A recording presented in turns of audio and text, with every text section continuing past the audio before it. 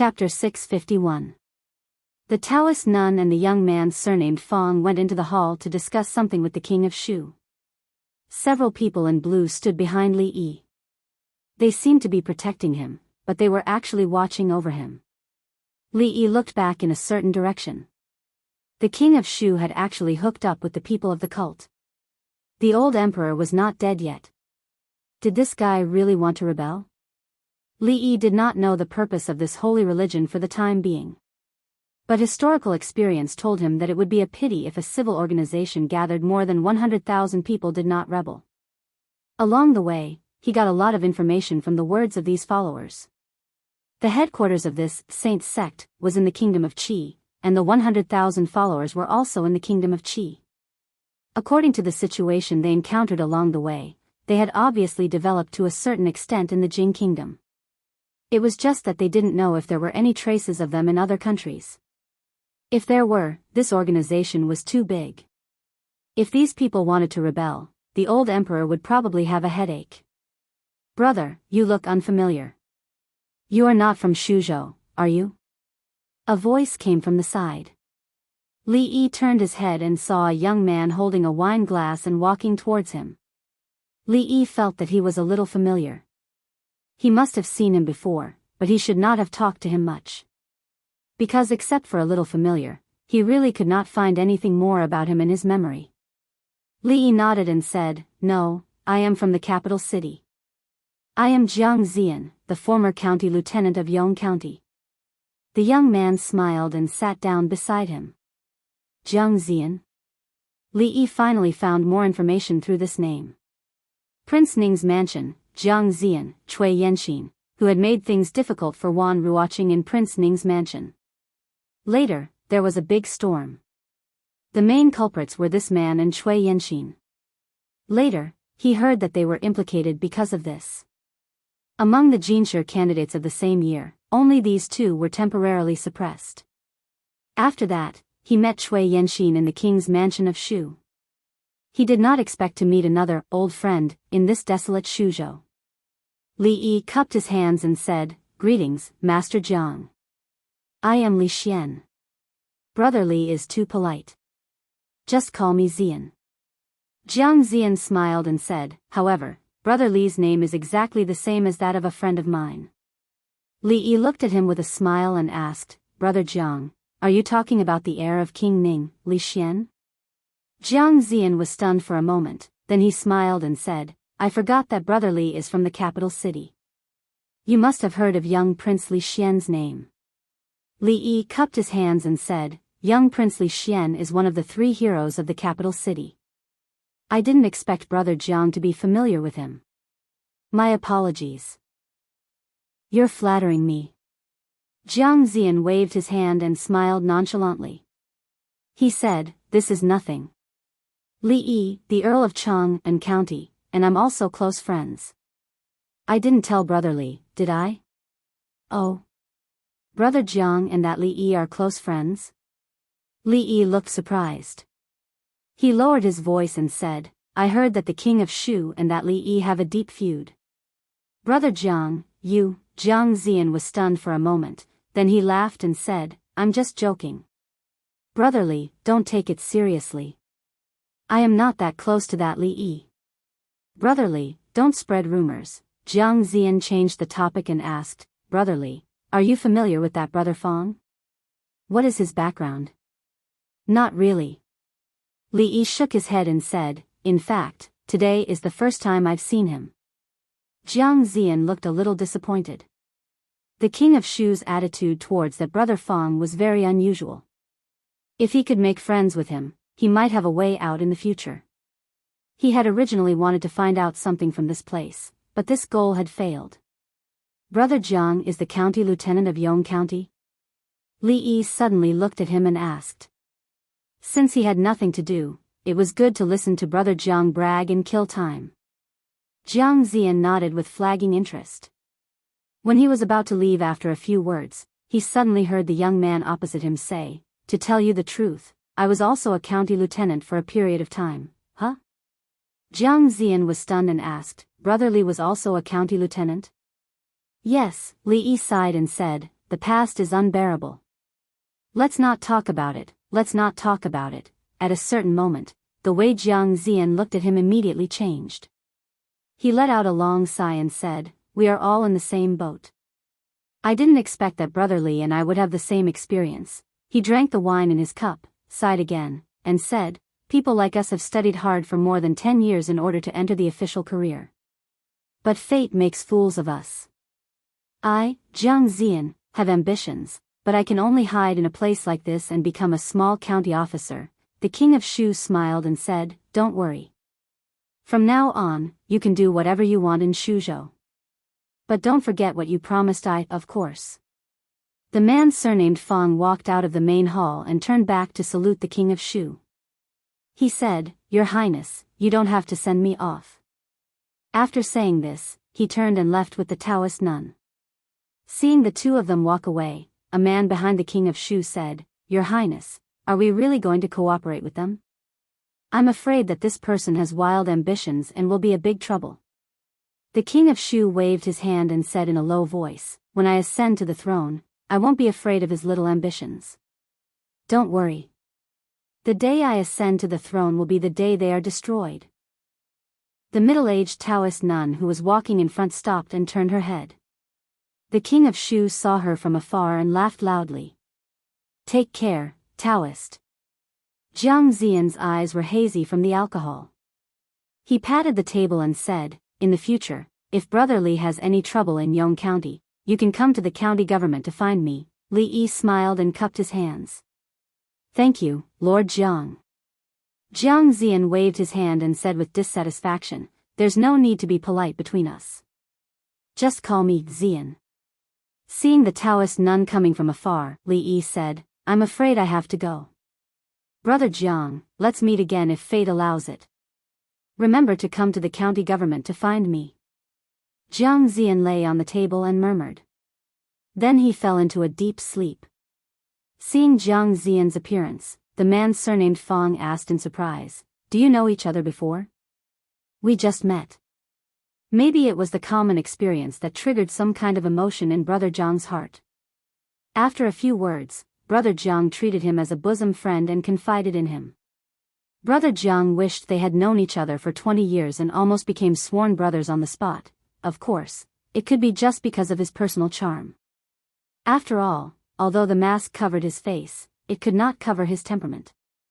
If the mask was taken off, the effect would be better. Our power in the Jing kingdom is still very weak. Although there are many believers in the capital, they are now being watched by the government and dare not act rashly. In a place like Shuzhou, the government is not very active, which is more suitable for the development of the holy religion. Now that we have reached an agreement with the king of Shu, he will not stop us and will even provide us with convenience. However, at present, we are still a little short of silver, and the king of Shu is not willing to provide us with it. He did not know if the young man did not treat him as an outsider or if what he said at the moment was not considered confidential. Li Yi was slightly surprised. This guy, the king of Shu, was really messing around with these people.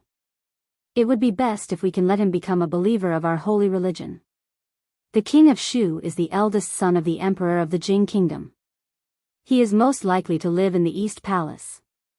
In the future, when he inherits the throne and ascends to the throne, when the young man was talking about these things with some excitement, a voice suddenly came from behind. "The king of Shu is most likely to inherit the throne?" Li Yi looked at the young man in surprise and asked, "Don't you usually pay attention to court affairs?" The young man was stunned. He turned around and looked at Li Yi with a frown. He asked, "What do you mean? Have you ever thought about why the king of Shu was banished to Shuzhou when he was doing well in the capital? Which emperor would banish the crown prince out of the capital when he was seriously ill? A few months ago, Prime Minister Qin no longer supported the king of Shu. The king of Shu's faction has already lost the support of Prime Minister Qin. Have you ever thought about the reason behind this? Why doesn't the School of Mathematics, which the imperial court has placed high hopes on, have any students who are related to the king of Shu? In just half a year, the imperial court has undergone several major purges. Have you ever investigated who were the ones who were purged? Have you ever thought about what will happen to the 100,000 believers by acting so rashly? What holy religion? Li Yi felt that he had overestimated them. Their reputation was very domineering, but their intelligence system was simply rubbish. They used old calendars as the latest information. It would be fine if they did not rebel, but once they did, they would die sooner or later. The Taoist nun turned to look at Li Yi with a thoughtful expression. The young man's expression froze. He opened his mouth and asked, "Is what you said true?" Chapter 652. Is what you said true? Li Yi glanced at him and saw that the youth surnamed Fong was looking at him suspiciously. Li Yi shook his head slightly. This young man's question was not up to standard. No one knew the cause and effect of these incidents better than him.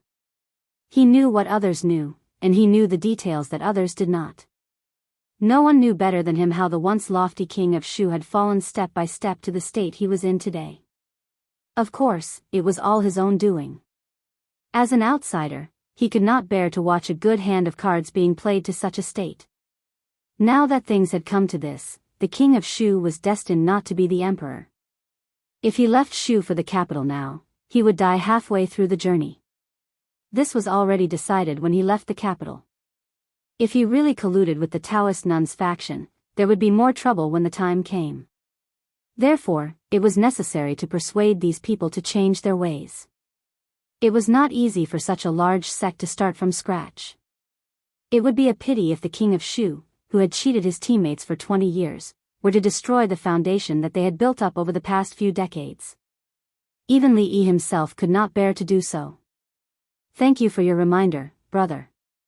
I will investigate carefully. The youth surnamed Fong cupped his hands and said, "We are all on the same side, it is what I should do." Li Yi waved his hand and walked into the inn. He instructed the waiter downstairs, "Send some food and wine up later." Just now in the king of Shu's mansion, he had only heard brother Jiang boast and sigh, spittle flying everywhere and ruined a table of food. Now he was a little hungry. The waiter hurriedly replied, "All right, sir, please go up first. I will go to the kitchen and inform them. The food and wine will be here soon." Not long after Li Yi stepped into the room, in another guest room, the youth surnamed Fong said with a gloomy face, "Get the person in charge of gathering information in the capital to come here." Not long after, a blue-robed man hurried in and said, "Protector, what instructions do you have?"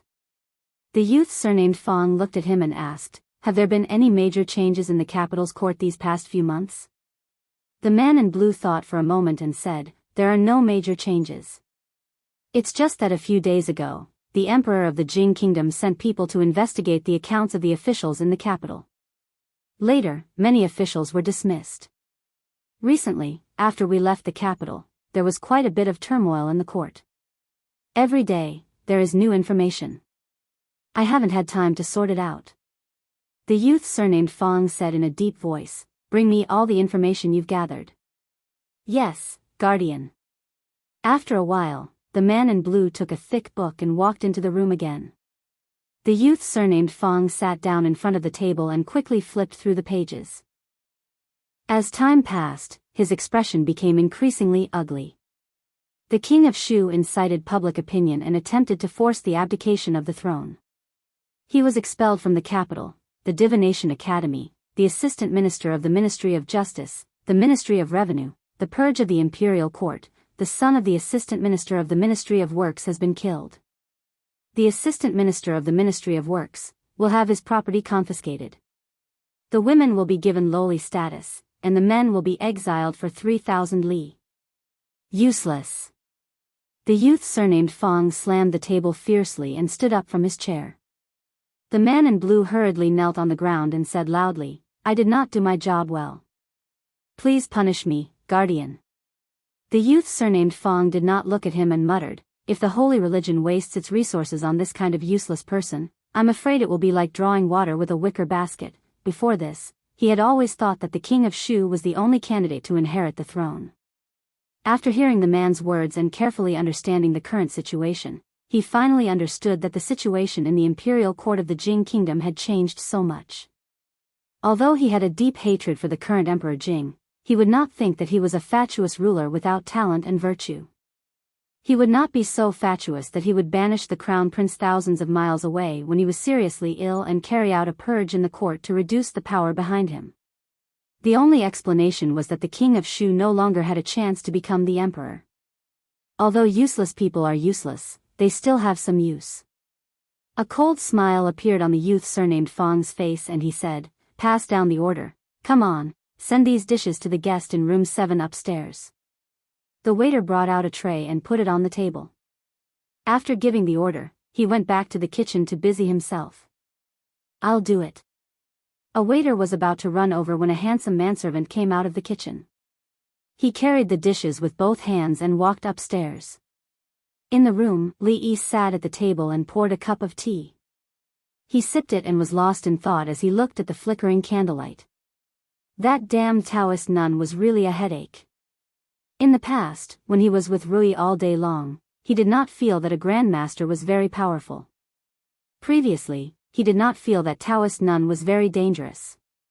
Now he finally understood why all the people in the martial arts world changed their expressions when talking about a grandmaster. Every time he woke up, he felt that this Taoist nun was even more unfathomable. This kind of feeling really made him feel helpless. He held the teacup with a little force. With a crack, the teacup broke. Finally, when he opened his hand, there was only a pile of white powder left in his palm. There was a knock on the door. It should be his supper. With his back to the door, Li Yi was too lazy to look back. He said casually, "The door is not closed. Come in." Then there was the creaking sound of the door opening. "Just put it here." Li Yi pointed to the table casually, clapped his hands, and said, "Remember to close the door when you go out." The manservant put the dishes on the table and turned to leave. Soon, Li Yi heard the sound of the door closing. Shuzhou was really a remote place. The chef in the inn's kitchen was obviously not good at cooking. The dishes were black and had no appetite. Li Yi did not even recognize what the dishes were. He took a small bite with a tentative mind, and his brows furrowed tightly. He took another bite and sighed. This cooking skill is probably on par with that of Mississippi Lu. After saying this, his body inexplicably shivered and his hair stood on end. He slowly turned his head and saw a figure standing behind him. At this time, the figure was looking at him coldly with his arms crossed. Li Yi's eyes widened and he blurted out, "Ru." He was only able to say one word before his mouth was blocked by the figure. Separated by a wall, the middle-aged Taoist nun sitting cross-legged on the bed slowly opened her eyes. "Ru. Gua, I can give up the whole world, but at least I have you, who is worth cherishing. And you are here, the miracle of life." There was a strange song coming from the other side. It was not the music that was popular in the Qi kingdom or the Jing kingdom.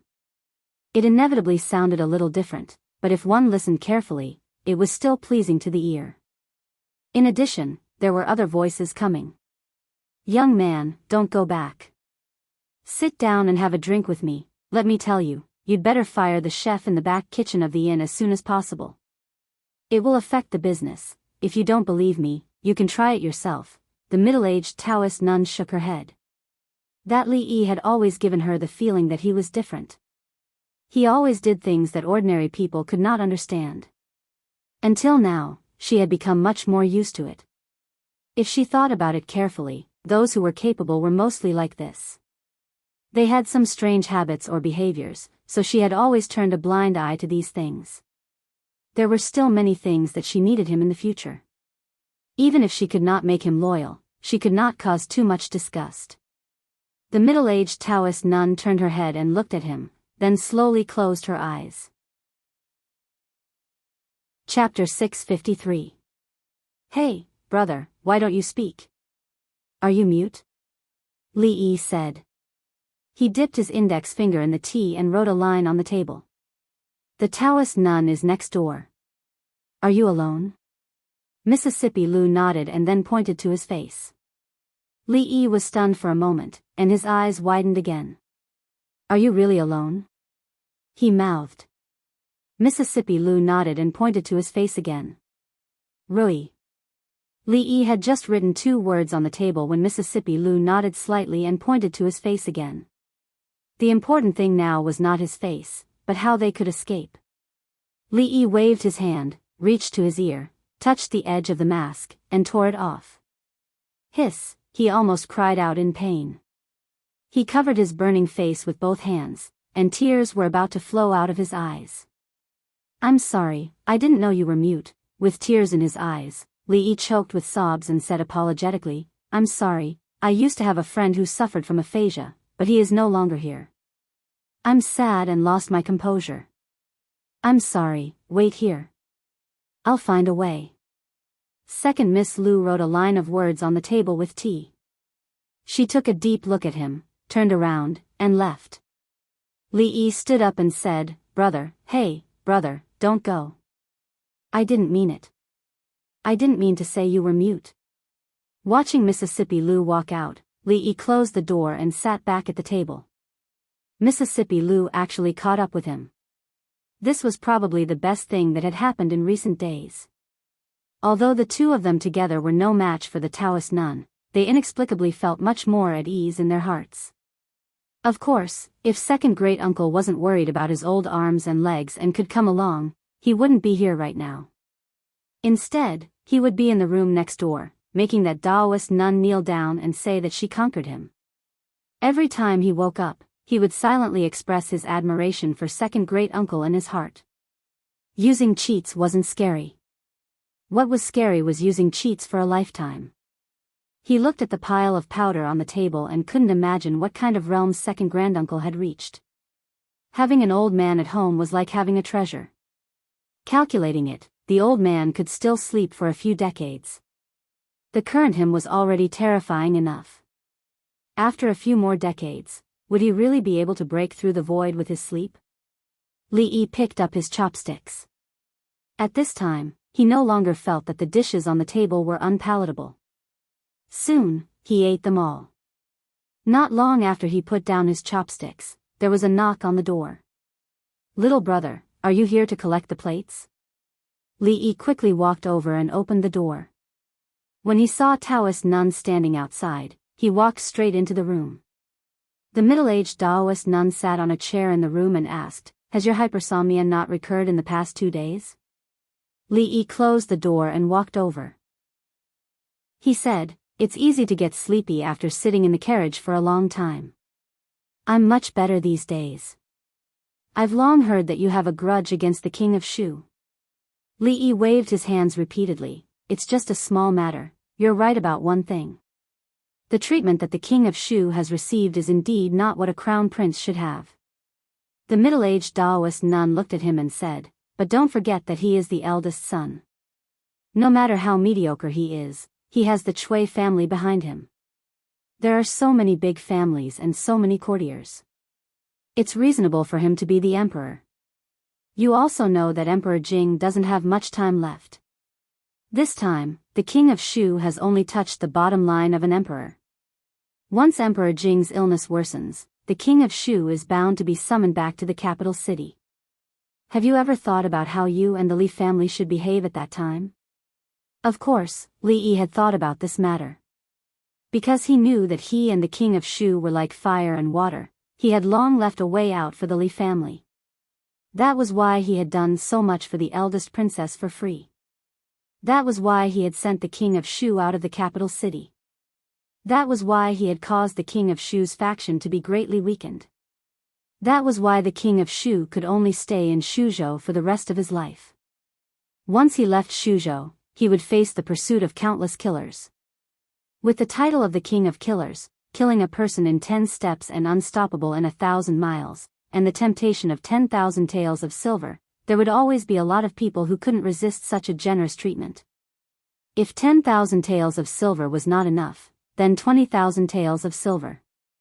Whether it was fame or profit, he would definitely satisfy those people. The Taoist nun said again, "You should know that the day the king of Shu ascends the throne will be the day the Li family is destroyed. Although the Jing kingdom is big, there is no place for you." "That's right." Li Yi nodded. In principle, what the Taoist nun said was not wrong at all. "Even if you hide in other countries, I don't think you will have a good life. The middle-aged Taoist nun looked at Li Yi and said, as long as you join the holy religion, I can definitely guarantee the safety of you and the Li family. At that time, you can follow the holy religion to overthrow the Li family's imperial power. Then, you will be above tens of thousands of people.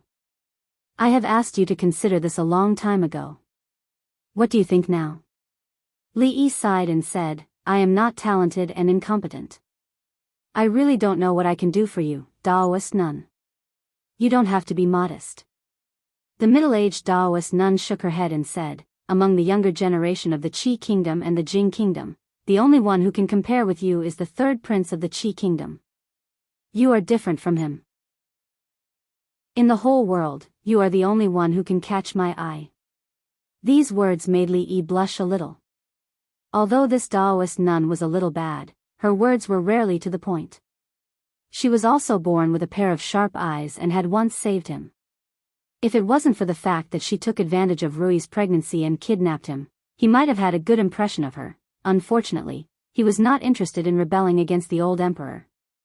Moreover, the holy religion was a good thing. This Taoist nun was obviously not a good leader. Even the most basic intelligence system was a mess. It was really unbearable. Li Yi looked at her and asked, what do you want me to do, Taoist nun? The middle-aged Taoist nun said, Lioli, Tianfa. As long as you do your best for the holy religion, I will definitely not mistreat you. Lioli didn't care. This thing would not be valuable for long. It was estimated that there was already a trend of a blowout. Not long after, not only the Jing kingdom, but also the Qi kingdom, the Zhao kingdom and the Wu kingdom would not be spared. He had already made arrangements for these things before he left. Tianfa naturally couldn't be given to him. If this thing were to be spread out and obtained by the Qi kingdom, the Jing kingdom would probably be doomed. It would be hard for them to live in the future. A conflicted expression appeared on Li Yi's face. This Taoist nun was too powerful. Moreover, he was still in her hands. At present, there was no good way to get the holy religion into his hands. It was not so easy to change the mind of a fanatic. Tianfa definitely couldn't be given to him. Are you worried that I will burn the bridge after crossing the river? The middle-aged Taoist nun saw his hesitation. She threw a token on the table and said, take this token, and you will be the protector of the holy religion. Your status will only be below mine. I will give you another half a month to think about it. After saying this, the middle-aged Taoist nun glanced at him and directly turned to leave. Li Yi took out the token and held it in his hand to have a look. It was actually a jade token. It was heavy and felt very good. According to the man in blue, the holy religion had more than 100,000 believers in the Qi kingdom and the Jing kingdom. Didn't it mean that with this token, he would be below one person and above tens of thousands of people? It was only below one person and above tens of thousands of people. If this Taoist nun accidentally walked on the road and was hit by a meteorite or choked to death while eating or drinking, wouldn't he be the new hierarch? No, they believed in the Empress. What should he be called? The Heavenly Duke? No, that was too unpleasant to hear. How about calling it the Ming cult? If it was called the Ming cult, he would be the hierarch. Moreover, the name Ming cult was good for publicity. The Sun Moon cult is accomplished in both literature and martial arts. It will benefit the common people for thousands of generations and unify the martial world. The sacred fire of light shakes the earth and burns away all injustice in the world. The hierarch will enjoy immortal fortune forever and live as long as the heavens. Listen, this was a professional slogan. Just a few people shouting at the top of their lungs that the Divine Empress had appeared and that the Divine Empress was protecting them. The pretentiousness was immediately lowered. If they wanted to gain believers, shouldn't they first shout the slogan a little louder? Under the same conditions, if this stall was left to him to manage, it was possible that his believers would already be spread all over the world. With a single call, he would be able to rebel against the old emperor with a wave of his hand. He would be able to blackmail him all day long and find things for him to do. With this thought, Li Yi's gaze once again turned to the jade token in his hand. The protector of the cult was full of sincerity. Chapter 654. The Rue Family Inn was the largest inn in Yong County. It was also the most famous inn in the entire Shu Prefecture. Although the inn had only been built for less than a year, because of its comfortable environment, attentive service, and friendly price, its reputation had long spread. Regardless of whether it was a passerby or a passing merchant, they were all willing to stay here. Single rooms, standard rooms, husband and wife rooms, family rooms, luxurious rooms, chess rooms, and a series of rooms were available to meet the needs of all kinds of guests. Although it was located in the desolate Shu Prefecture, the business of the Rue family inn had always been booming. Since they moved here, in just a few months, 3 inns in Yong County had closed. Even the shops had been bought by the Rue family inn. It should be time to open a branch. Just like the name of the inn, it was like home. It gave its guests the feeling of being at home. Step by step, the Rue family inn had clearly achieved this. At this time, it was only early in the morning, but there were already many people busy at the entrance of the inn. Erlang, move quickly. We need to set up the platform before noon. A bare-chested man was moving things out of the hostel next to the inn. He turned around and urged another skinny figure. The young man laughed and said, "Big brother, don't worry. We can make it." Someone behind him teased, "Old Jew, why are you moving so little at once? Are you tired from having fun with the brothel girls yesterday? Let me give you a piece of advice. It's fine to go to brothels every now and then. How can you go there 3 times a day?" This man's name was Zhu Dong. He had a younger brother at home. Everyone usually called him Zhu Dalong. The 2 brothers were originally butchers and later worked in the brothel. After interacting with each other for a while, they were already familiar with each other. Zhu Dalong waved his hand and scolded, "Get out of here. I don't need you to care about my business. Hurry up. If you're late and make the manager unhappy, you'll lose this month's bonus. You're just afraid that you won't have a bonus." A burst of laughter came from behind him. Inside the inn, a waiter walked out and asked, "Hey, old Zhu, you're here again today? You guys are making so much noise outside. Aren't you disturbing our business?" "Bah." Zhu Dalong cast a sidelong glance at him and said, "Disturbing your business? Has your conscience been eaten by a dog? Without us, would your business be so good?" The waiter smiled sheepishly and hurried over to help him unload the things on his shoulders and put them on the empty space beside him. The brothel business was booming. When it was mealtime, some people were too lazy to go back, so they just ate in the inn. It was also a great boost to their business. To a certain extent, the reason why the Rue family inn was so popular was because there was a brothel next to it. When the guests were free, they only needed to take a few steps downstairs to find a place to spend their time. Of course, although one of them worked in an inn and the other worked in a brothel, they were still a family.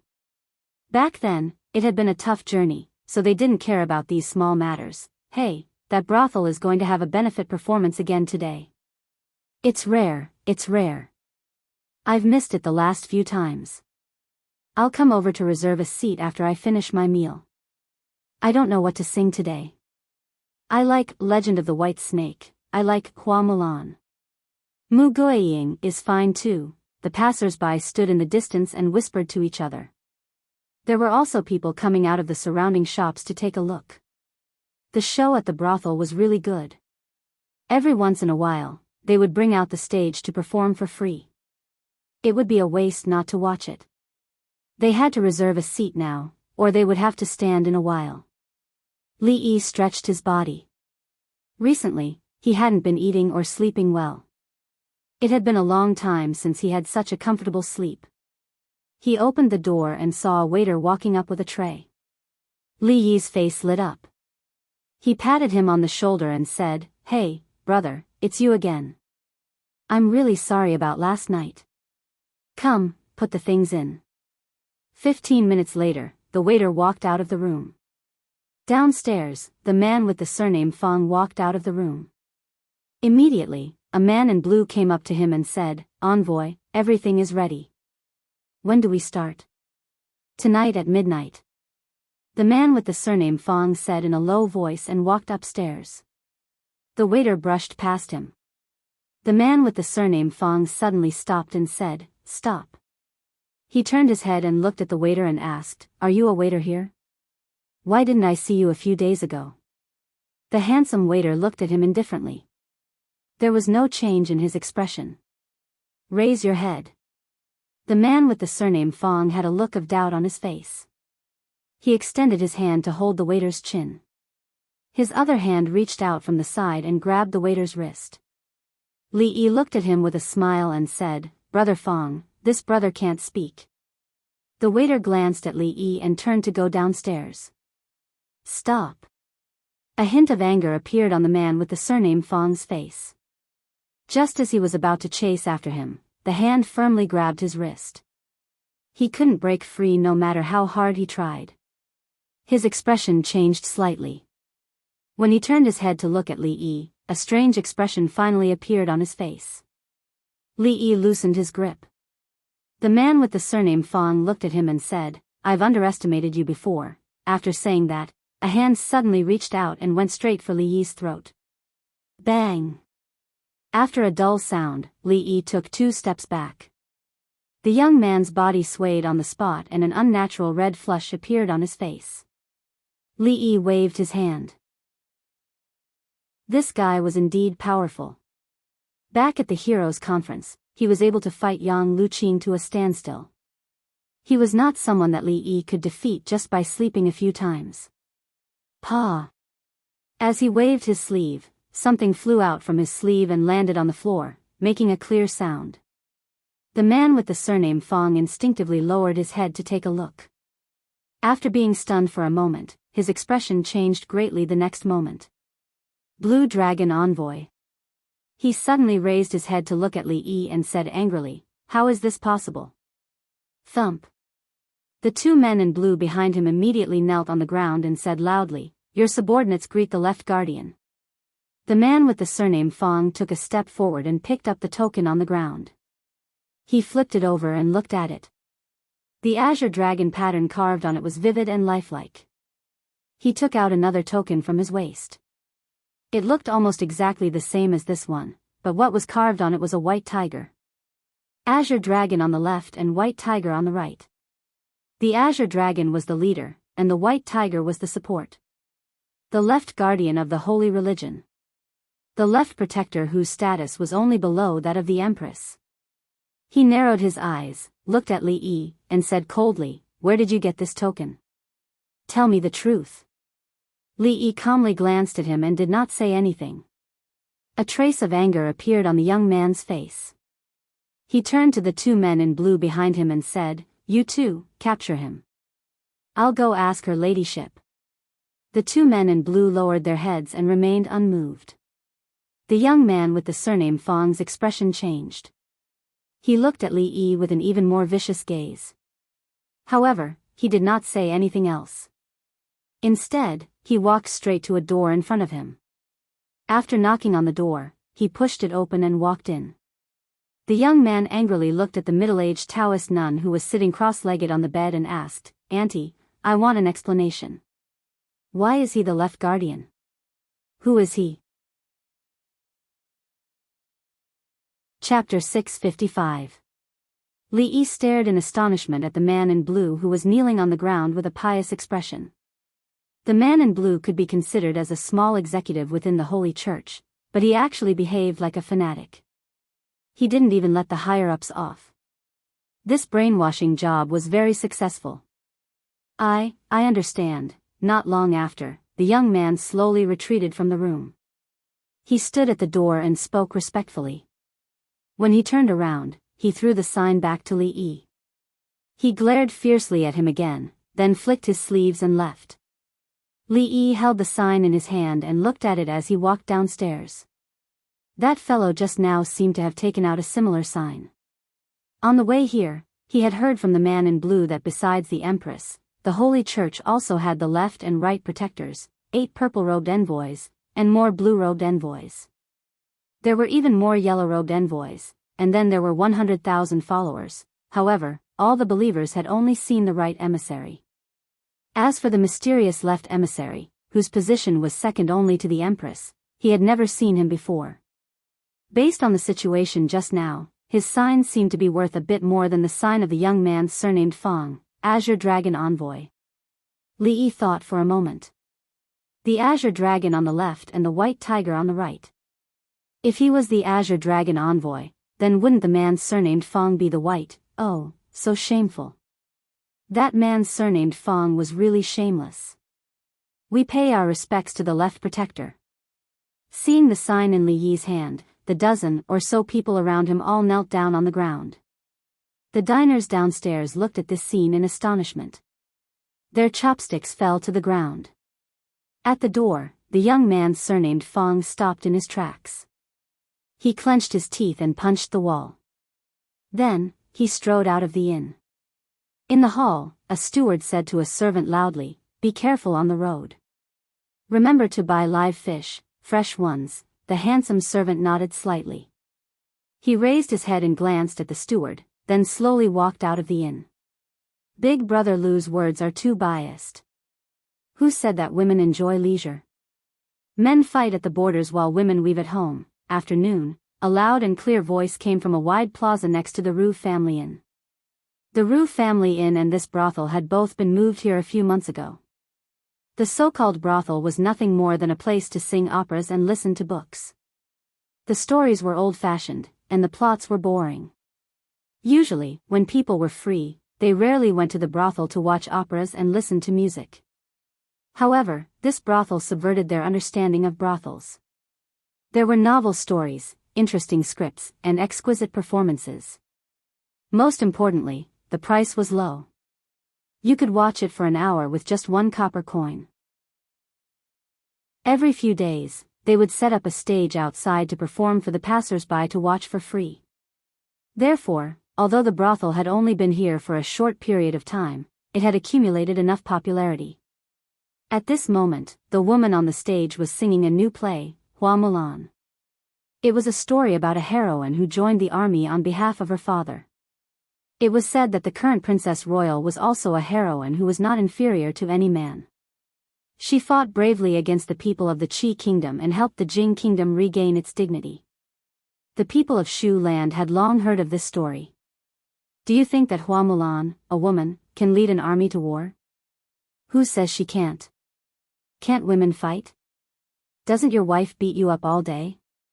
What I mean is, as a woman, won't she be discovered in a place where men eat and sleep? Idiot, if you want to sleep with her every night, what would you say? The passers-by chatted as they watched the show. From time to time, people from the inn would come out and join the crowd. As for those who were self-conscious and did not want to be crowded with ordinary people, they could watch the show through a stage on the second floor of the Rue Family Inn for just 1 silver coin. The view was clearer and the view was better.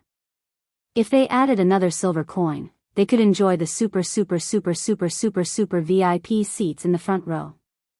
They would also be provided with free sunflower seeds, mineral water, and melon seeds at no extra cost. Every free performance at the brothel would last from noon to night. Yong County did not have a curfew, so everyone could watch the show. Gradually, a few people in yellow walked out of the inn. They stood outside the crowd and watched with interest. A man carried a pole and walked over from afar. He shouted, "Herbal tea! Herbal tea! 2 copper coins for your fill." Every time there was a benefit performance at the brothel, there would be hawkers who wanted to take advantage of the opportunity to sell tea and fruits. Their business was much better than usual. It was already early April. From April onwards, summer would begin in Shu Prefecture. Immediately, someone walked out from the crowd and said, "Give me a cup of tea." "All right." The man laughed and immediately scooped up a cup of tea for the man. The man picked it up and drank it in 1 gulp. He smiled and said, "Delicious. Give me another cup. I've never had such a taste before, hee hee, a family recipe." The man laughed and scooped up another cup. At the edge of the crowd, a few people in yellow turned back and looked. They licked their lips and looked at the stage again. The youth with the surname Fong walked in front with a gloomy expression. 2 people in blue and several people in yellow followed behind him. A man in blue stepped forward and said, "Guardian, everyone is ready. We are only waiting for your order. There's no need to wait for me. Once it's midnight, we will act immediately." The youth with the surname Fong said and suddenly stopped. He tilted his head and glanced at them before continuing to walk forward. The people behind him parted ways. The youth with the surname Fong changed his direction and walked towards a deserted alley. Yong County was desolate and not very prosperous. The further the youth with the surname Fong walked, the more remote it became. After about 15 minutes, he reached a dead end. The youth with the surname Fong walked into the alley. Then, he turned around and crossed his arms. He said coldly, "Aren't you tired after following me for so long?" As his voice fell, a figure slowly walked out from behind. The moment he saw the figure, the youth with the surname Fong was startled. He blurted out, "It's you?" Then, a cold smile appeared on his face. He said, "I knew there was something wrong with you. I just didn't expect that you would have such guts. You actually dared to follow me alone." The youth with the surname Fong looked at the servant and clapped his hands. A few figures surrounded him from behind. They were the people in blue and yellow. The youth with the surname Fong looked at him and said coldly, "You are in cahoots with that imposter, right?" The handsome manservant didn't answer. His expression was still calm as he slowly walked over. This undisguised disregard caused the expression of the youth with the surname Fong to completely darken. "Take him down." He waved his hand and said coldly, "Take him alive. I want to see what that imposter is plotting." The people in blue and yellow sped up and walked towards the handsome servant. 3 breaths later, the youth with the surname Fong knelt on the ground. A long sword was pressed against his neck. His face was pale and he asked in a trembling voice, "Who are you? What do you want?" Chapter 656. At dusk, the weather turned from scorching hot to sultry. The operas in the inn's brothel also changed from Mulan, Peacock Flies Southeast, Muguaying, to Legend of the White Snake and Journey to the West. As the show went on, the number of onlookers around the stage increased instead of decreasing.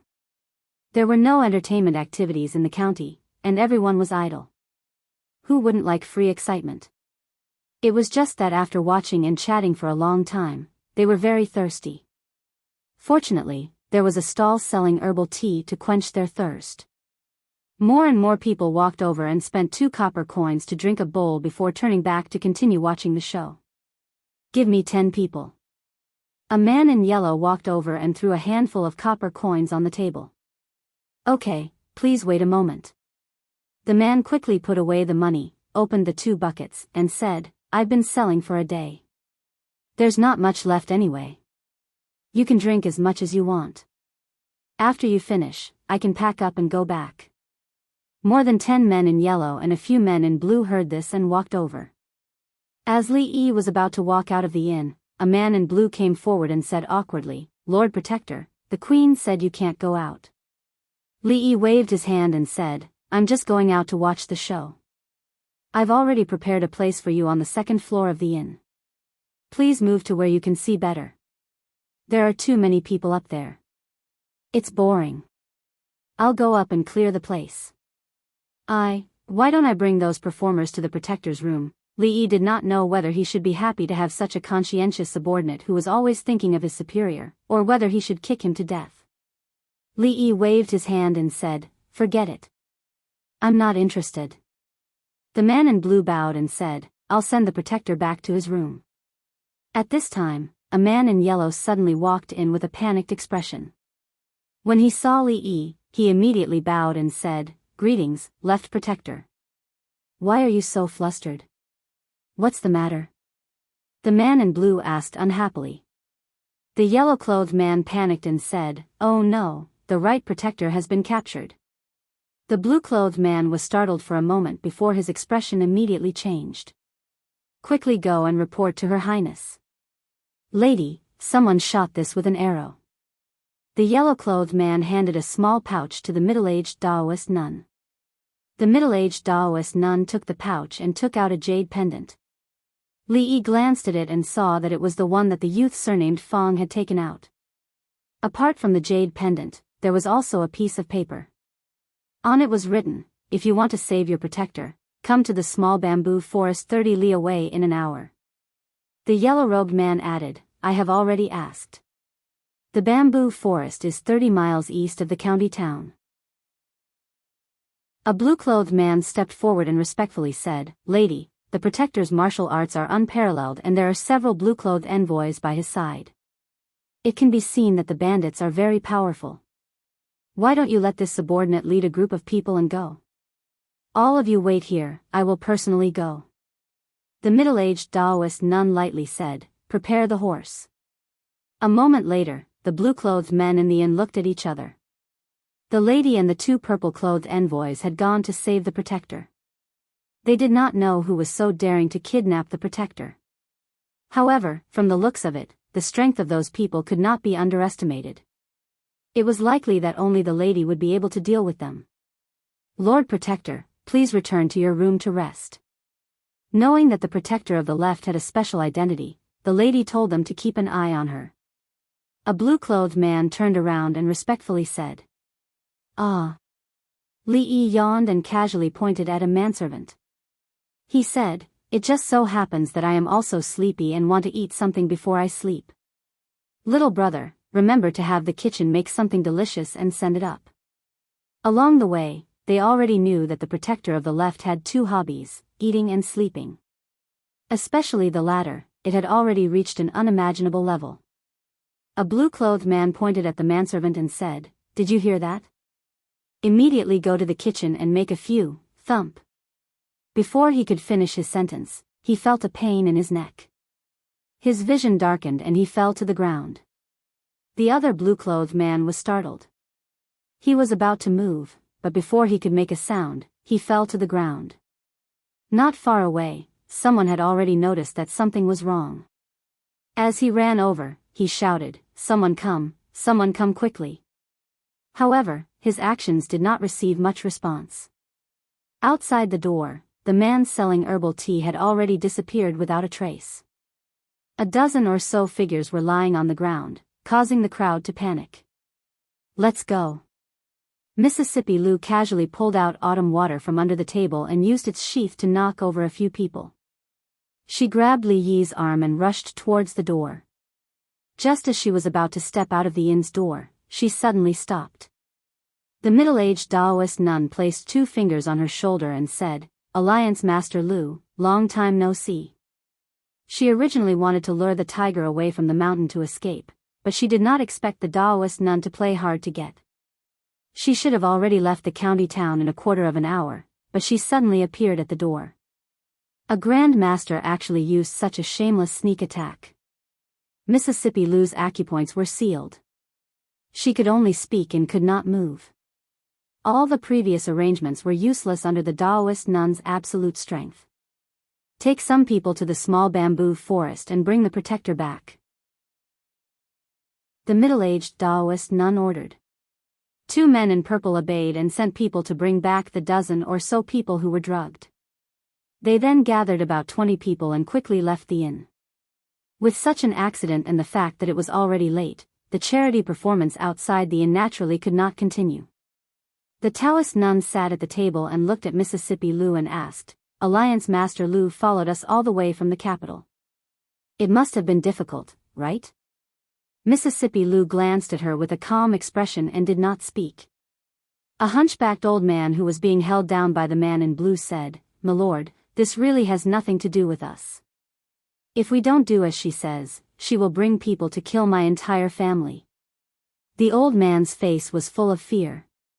He said with a trembling voice, "This old man has an 80-year-old mother, a son who died young, and an 8-year-old grandson. My lord, please spare my life, please spare my life. My lord, he is the innkeeper of this inn." The man in blue brought the old man over and said. Mississippi Lou glanced at the old man and said, "He is right. This matter has nothing to do with him. If you want to kill me, Do as you please. I don't want to involve innocent people. Listen, it really has nothing to do with me. It really has nothing to do with me. The old man seemed to finally realize that the Taoist nun in front of him was the one in charge. He hurriedly stepped forward and bowed, saying, I was forced to do this. Spare me, spare me. Damn Taoist nun. When the sound of wind breaking could be heard, the expression on the Taoist nun's face changed drastically. It was too late for her to block it. She raised her palm and took a few steps back. She covered her shoulder and a trace of blood flowed from the corner of her mouth. The hunchbacked old man had already straightened his body. His face twisted and he instantly changed his appearance. Cough, it's you. The middle-aged Taoist nun coughed lightly and said word by word, a dignified grandmaster actually resorted to such a shameless sneak attack. Aren't you afraid of being ridiculed by others if word gets out? You're speaking as if you didn't sneak attack me just now. The old man curled his lips and looked at her. He said with some anger, do you know how much suffering I've suffered because of you? At this point, the old man's expression became even more furious. In the next moment, he rushed toward the Taoist nun. I'm going to settle this score with you today. If she was at her peak, she would naturally not be afraid of this old man. However, she had been injured by the sneak attack just now and her strength had been damaged. She was no match for him. The Taoist nun's figure flashed and disappeared outside the door. Where do you think you're going? After dealing with the Taoist nun, these small fries were naturally easy to deal with. Thinking of the hardships he had suffered along the way, the old man's resentment toward her immediately increased. He immediately followed her out. How do we unseal her acupoints? Li Yi looked at Mississippi Lu and asked anxiously. Mississippi Lu shook her head. She used a unique technique. You can't undo it. Then what should we do? Mississippi Lu glanced at him and closed her eyes.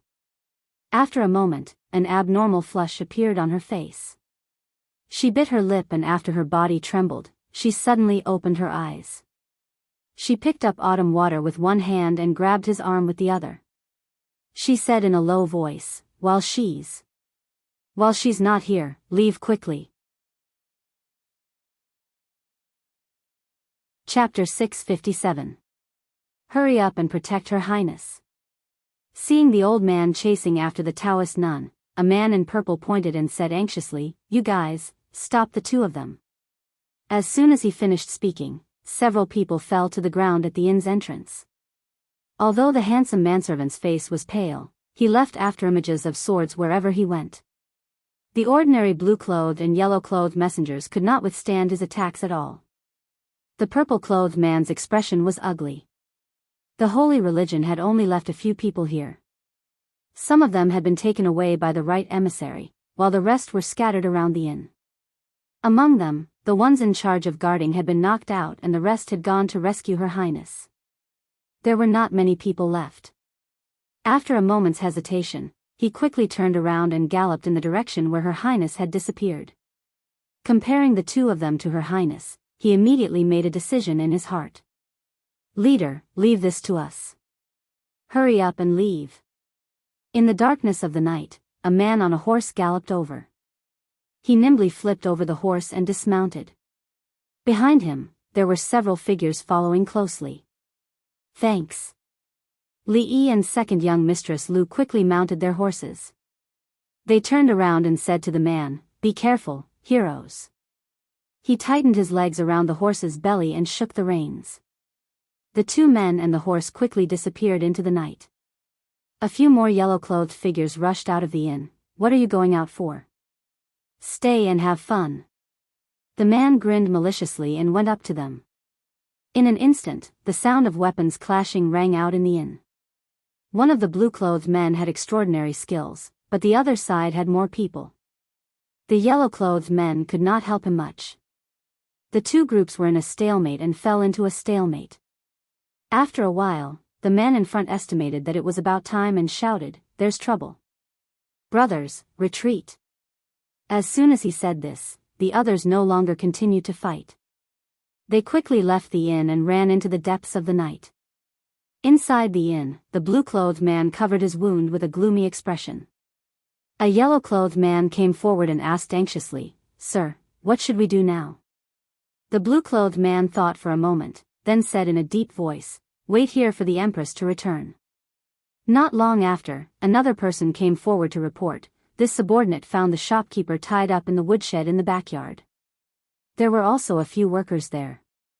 After the battle just now, the blue-clothed and yellow-clothed men were all injured. They came to the woodshed and untied the ropes that bound the shopkeeper and his assistants. The man in blue asked in a deep voice, "Do you know the identity of the person who kidnapped you?"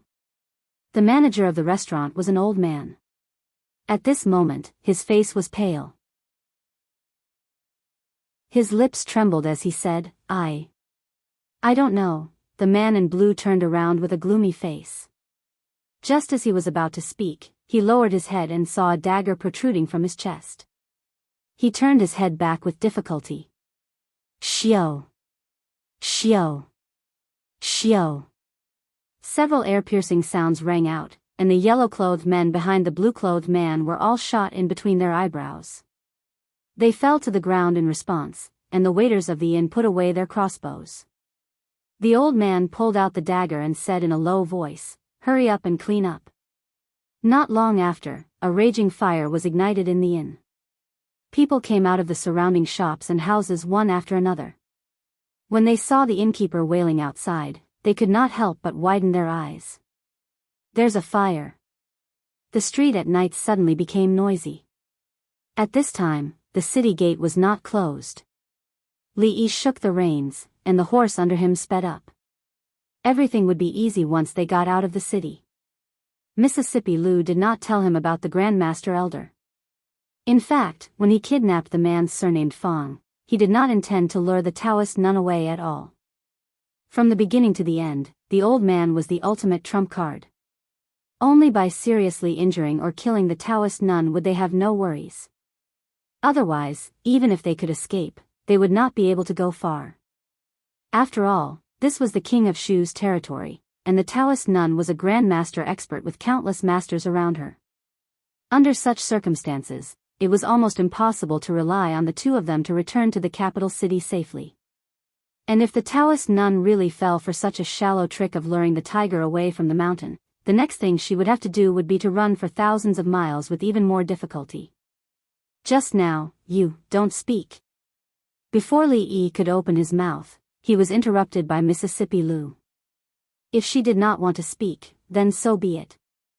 Although he felt a little strange about Mississippi Lu at this moment, it was more important to escape. Everything could wait until they got out of here. What? The protector was kidnapped? Did something happen to Her Highness? What about the robbery of the King of Shu's treasury at midnight tonight? The protector, forget it for now. Follow me to rescue Her Highness. Dozens of black-clothed figures quickly rushed out of a low-rise house. They caught a glimpse of a horse galloping on the street in front of them. At once, a man in blue was startled, and then he shouted, "Stop them!" Hoot!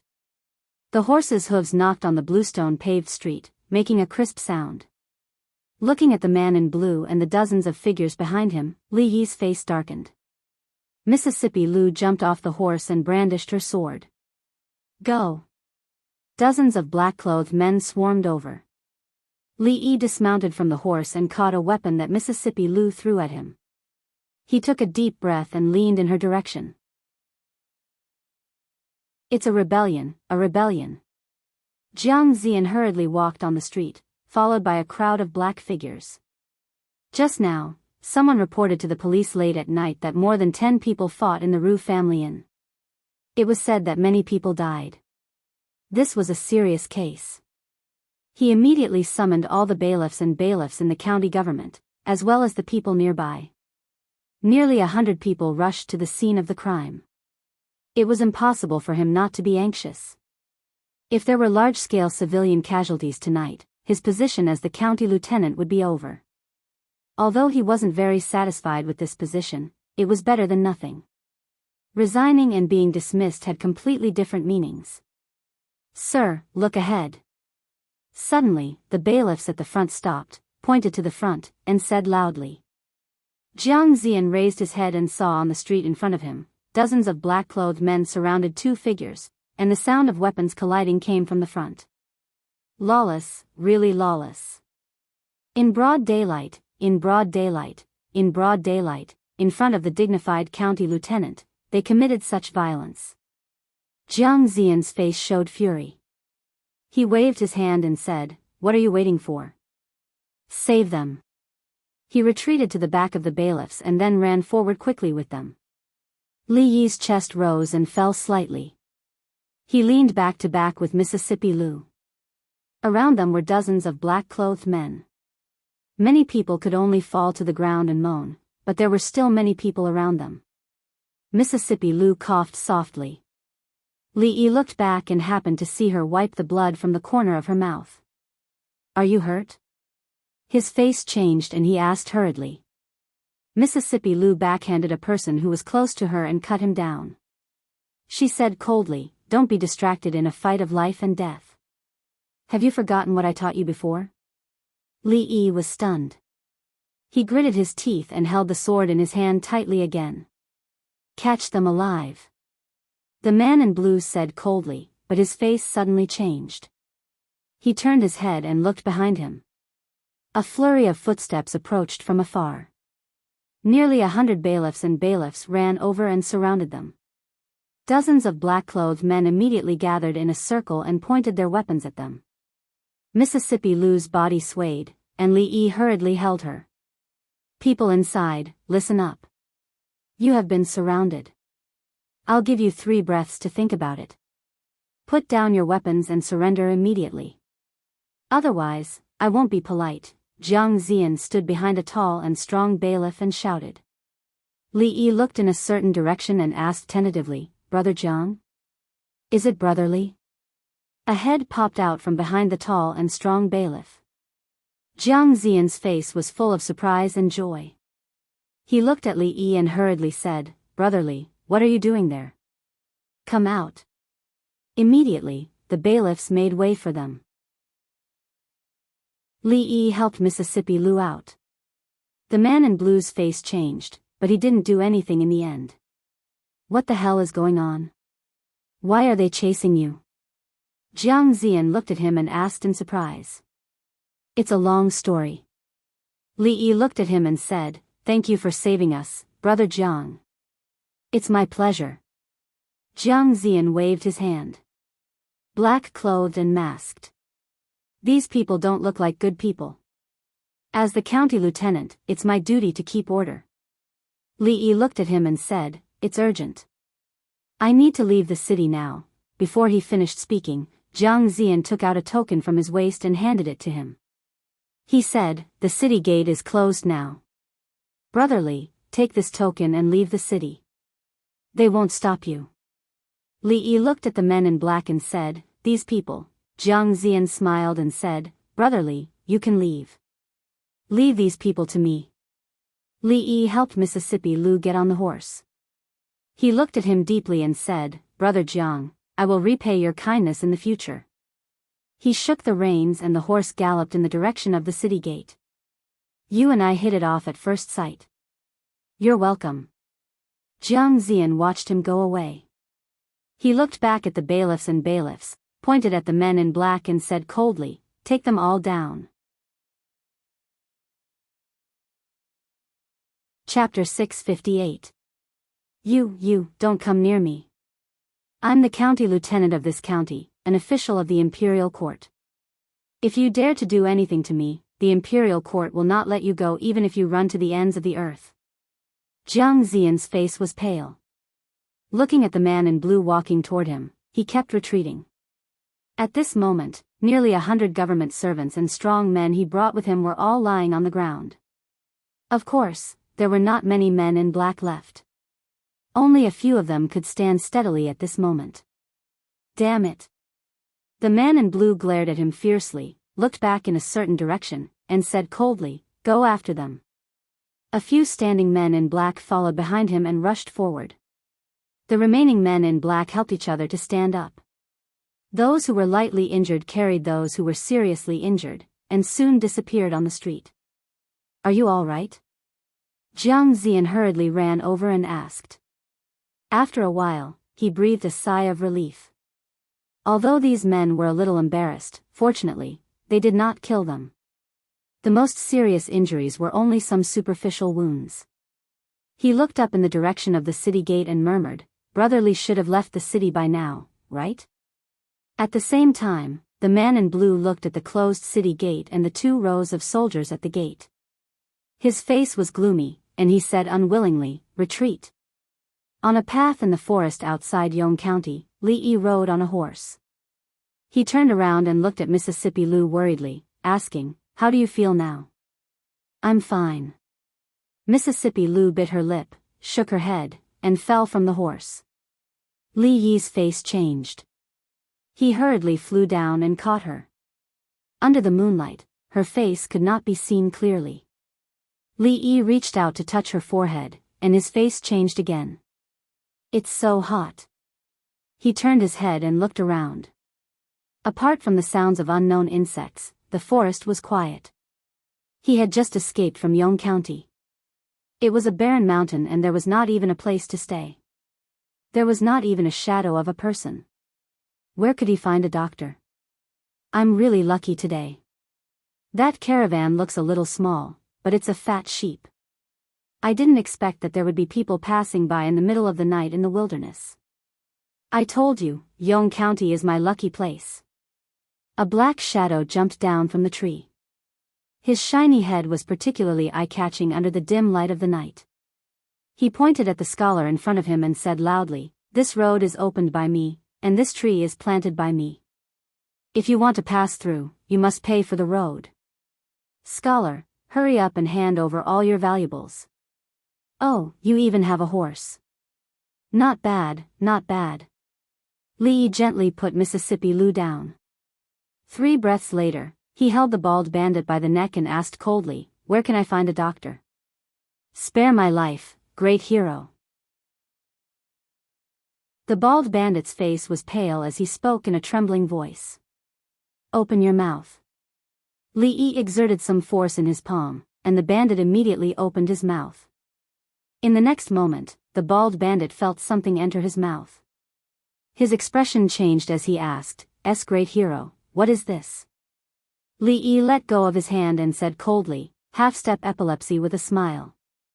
"After 24 hours, if there is no antidote, you will laugh non-stop until your whole body festers, your meridians break, and your body explodes to death." Explode to death, thump. The bald bandit's legs weakened, and he knelt on the ground. Li Yi kicked him and said, "Now, lead the way." In the dark of the night, an old man covered his chest and jumped down from the city wall that was dozens of feet high. In the end, he didn't manage to kill Taoist Nun. Although his sneak attack at the beginning was successful, it didn't achieve the result he had expected. Taoist Nun's strength was slightly higher than his, and there was also the group of troublesome little ghosts that gathered more and more. In the end, he could only seriously injure her. When he realized that he couldn't take her life today, he took the initiative to give up. Seriously injuring Taoist Nun should be considered as completing the mission, right? The old man took out a cloth bag from his pocket and threw a piece of candy into his mouth. He felt that he had forgotten something. He carefully filtered through the events in his mind. According to the second miss, if Taoist Nun really fell for the trick of luring the tiger away from the mountain, he should immediately leave the city and escape as fast as he could, rushing to the capital day and night. Even if Taoist Nun chased after him, it was still not enough for him to deal with Taoist Nun alone. But with the second miss, he would always be in an invincible position. If that damned Taoist Nun didn't fall for the trick, he would carry out the second plan. He would first seriously injure her, and the small fries would be easily taken care of. Then, he would escort them out of the city. Suddenly, the old man stopped in his tracks and froze on the spot. Damn it! He slapped his forehead and couldn't help but curse. Just now, he was only thinking about killing Taoist Nun to vent his anger, and actually forgot the most important goal. If he couldn't bring them back safely, he wouldn't be able to complete his mission. The old man gritted his teeth and cursed bitterly, that damned Taoist Nun. The county magistrate of Yong County stood in front of the still-burning Ru family inn, his face extremely gloomy. At this time, the innkeeper was describing with tears and snot how those villains fought in the inn, and how they burned down the inn. He was a pitiful old man, and his little property was burned down in one night. How was he going to live in the future? The county magistrate asked in a deep voice, "Do you know who did it?" "I only remember that the leader was a Taoist nun, and her subordinates in yellow and blue." The old man's confession was quickly confirmed by the surrounding neighbors. After all, those people in strange clothes had been in front of them for a day, and it was hard not to notice them. "It's them." Jiang Zian came from the side and said loudly, "Lord Wu, when I came from the county government just now, I saw dozens of people daring to kill people on the street, and the leader was a man in blue. Fortunately, I arrived in time to avoid a tragedy." The county magistrate nodded and said, "The imperial court has sent an official document saying that Li Yi, the county earl of Chang'an, was kidnapped by a nun from the capital city, and may have arrived in Shuzhou. So it should be Taoist nun." Jiang Zian was stunned and asked, "Li Yi was kidnapped? When did this happen?" "About a month ago." The county magistrate said, "The imperial court asked us to rescue them immediately once we find their traces. His Highness, the King of Shu, has just ordered us to report to him immediately if there is any news." Jiang Zian seemed to have not recovered from the news. After a while, a strange expression appeared on his face, and he murmured, Li Yi, I didn't expect that you would have such a day." After a while, he seemed to think of something, and his face changed. He asked the shopkeeper, "What does the Taoist nun look like? Who else is with her?" "About 40 years old, and there is a young man who always wears a white robe beside her." The shopkeeper immediately told the truth. Jiang Zian immediately asked, "Is his surname Fang?" Yes. The young man's surname Li called him Brother Fang, the shopkeeper said immediately. Jiang Zian continued to ask, "Is the young man surnamed Li Xian?" The old man shook his head and said, "I don't know about this." Jiang Zian's breathing became a little rapid, and he asked, "Think about it again. Who were they with when they came?" A shop assistant came up and said, "I remember that the young man surnamed Fang has been here for a long time.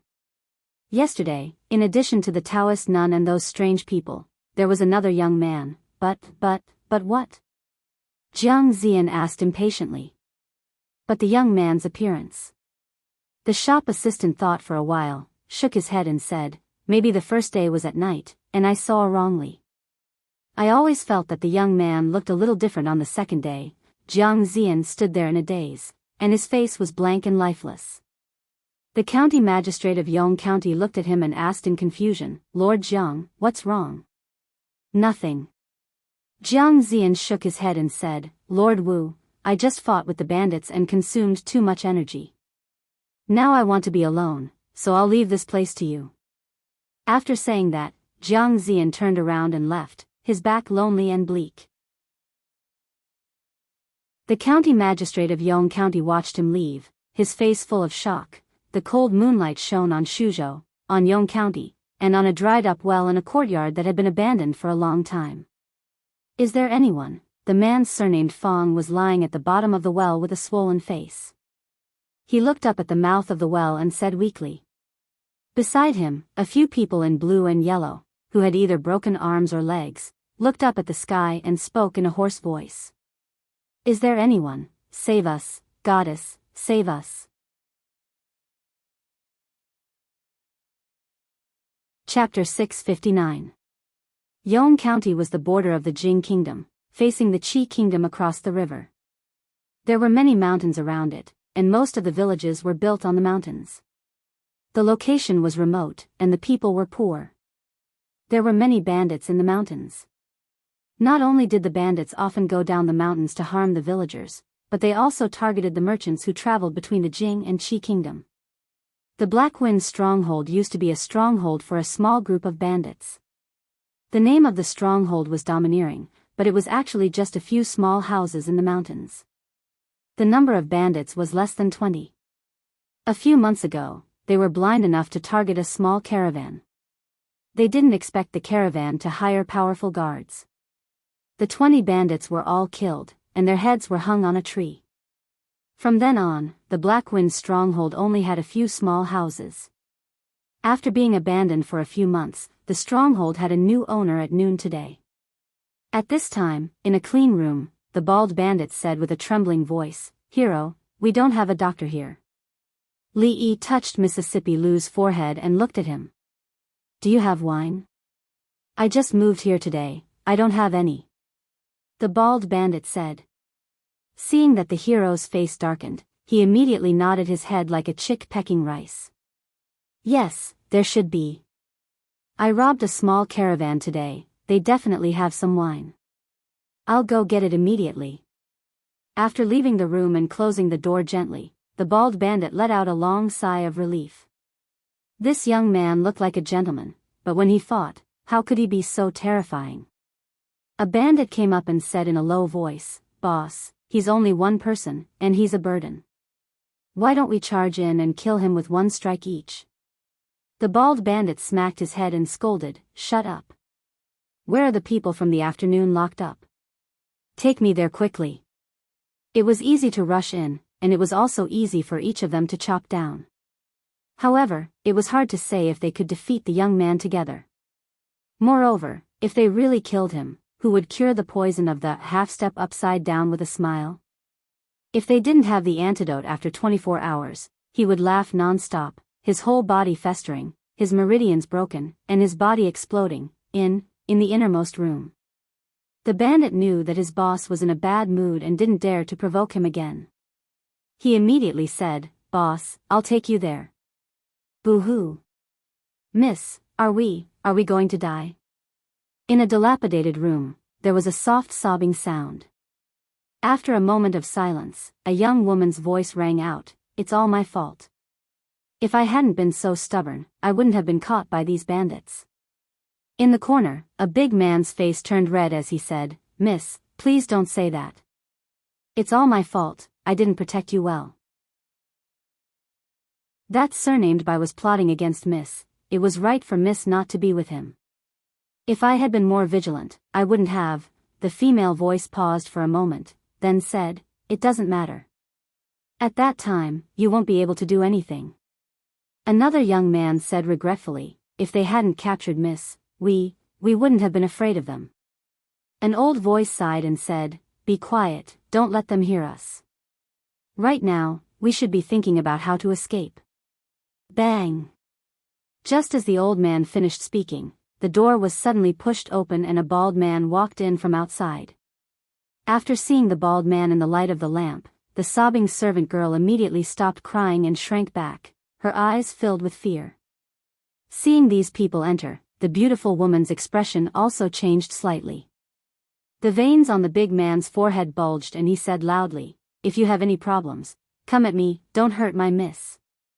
The bald bandit glanced at him and asked, "Do you have wine?" The big man was stunned. Thinking that not only did this bald man want to sully the miss, but he also wanted wine to liven things up, he immediately widened his eyes and said angrily, "If you want to kill me, do as you please. Don't you dare sully my miss. Are you *king crazy?" The bald bandit kicked the big man and said angrily, "I asked you if you have wine, what does that have to do with your miss?" The big man was stunned. "Didn't you want my miss to suppress the stronghold?" The bald bandit kicked him again and said, "Are you trying to kill me? Less nonsense, tell me, do you have wine?" This time, he ran away from home because he couldn't stand being looked down upon at home. He swore that he wouldn't go back until he made a name for himself. When the time came, that tigress would look at him in a different light.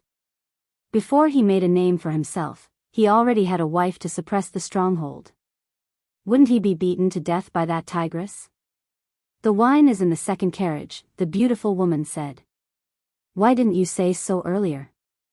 The bald bandit glanced at her and walked out the door. When he reached the door, he said again, "Don't think I didn't hear you just now. Don't think about running away. Send a letter home and pay 1,000, at least 800 taels of ransom, and I will let you go. Don't worry, before that, I won't touch a single hair of yours." Hearing the door slam, the woman raised her head, a complicated expression on her face. 800 taels, did he know how much the goods in those 2 carriages were worth? Just that piece of glazed ware alone was more than 10 times that price. All the goods added together, it would be at least 100 times that number. The big man twisted his body and said softly, "Miss, don't worry, we will be able to leave very soon." He moved his wrist, a hint of sharpness faintly appearing in his palm. "Hero, the wine is here." The bald bandit fawningly placed a jar of wine and 2 empty bowls on the table. Li Yi lowered his head to look at the porcelain bowls. The bald bandit immediately said, "I just bought it, it's clean. Get out." "Hero, the antidote, open your mouth." The bald bandit was overjoyed and immediately opened his mouth. Li Yi raised his hand and something flew into his mouth. "Did you swallow it?" Li Yi looked at him and asked. "Yes, I swallowed it, thank you, hero." The bald bandit's face was full of joy. When he turned around, a sneer appeared on his face. He walked to the door and turned back to ask, "Hero, was that the antidote just now?" "No." The bald bandit's expression was startled. Li Yi said lightly, "You ate 2 half-step with a smile, now you only have 12 hours left. Still not leaving?" Li Yi looked back at him and asked, "Do you want another one?" As soon as he finished speaking, the bald bandit disappeared from the house and closed the door. Li Yi put the jar of wine and the empty bowls on the bed, and then put down the curtain beside the bed. He took an empty bowl and filled it with half a bowl of wine. After smelling it, he tore off a piece of his sleeve and dipped it in the wine. He lifted Mississippi Lou's hand and carefully wiped her palm. She was having a fever now, and there was no antipyretic, so she could only use the primitive method of physical cooling. After wiping her palms, he rolled up her sleeves and wiped her arms, then her forehead, and her neck. The evaporation of alcohol would take away a lot of heat. Her current situation was more serious than Ruoqing's at that time. Li Yi took off her shoes and socks, and wiped her feet and calves.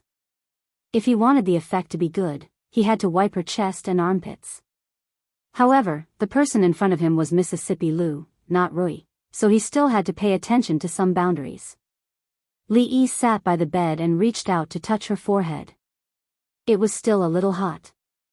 The servant's clothes were very tight, and the buttons were buttoned all the way to the neck, which was not good for heat dissipation.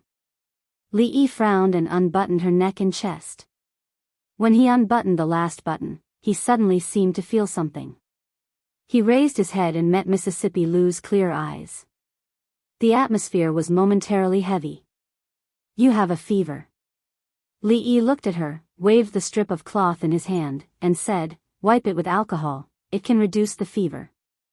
Mississippi Lou raised her wrist and saw that her sleeves were almost down to her shoulders. She also felt a little cold on her calves and feet. She looked at Li Yi again. Li Yi dipped the strip of cloth in the wine and gently wiped it on her forehead again. He said, "The situation is special now, so let's not bother about these things. Besides, there is an old saying that the sister-in-laws, of what?" She looked at Li Yi with bright eyes and asked. Chapter 660.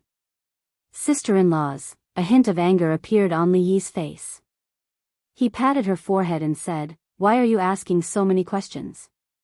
What you need now is a good rest." Mississippi Lou didn't react at all. After looking at him, she slowly closed her eyes. Li Yi's face began to show real worry. It seemed that she was really badly injured. Otherwise, she would definitely return that blow 10 times over. He put the cloth aside and asked worriedly, "How are your injuries?" "I won't die." After a long time, her faint voice was heard. She had forcefully used her true qi to open the acupoints sealed by Taoist nun. This time, she was indeed seriously injured. In a short period of time, she probably couldn't fight with anyone again. It would take at least a few months to recuperate. After a while, she opened her eyes and asked, "Where are we?" Li Yi waved his hand and said, "Don't worry about that. I'll take you to see a doctor tomorrow." Mississippi Lou shook her head and said, "No need. We'll leave Shuzhou immediately. Otherwise, Taoist nun will find us sooner or later. Li Yi shook his head and said, let's see a doctor first.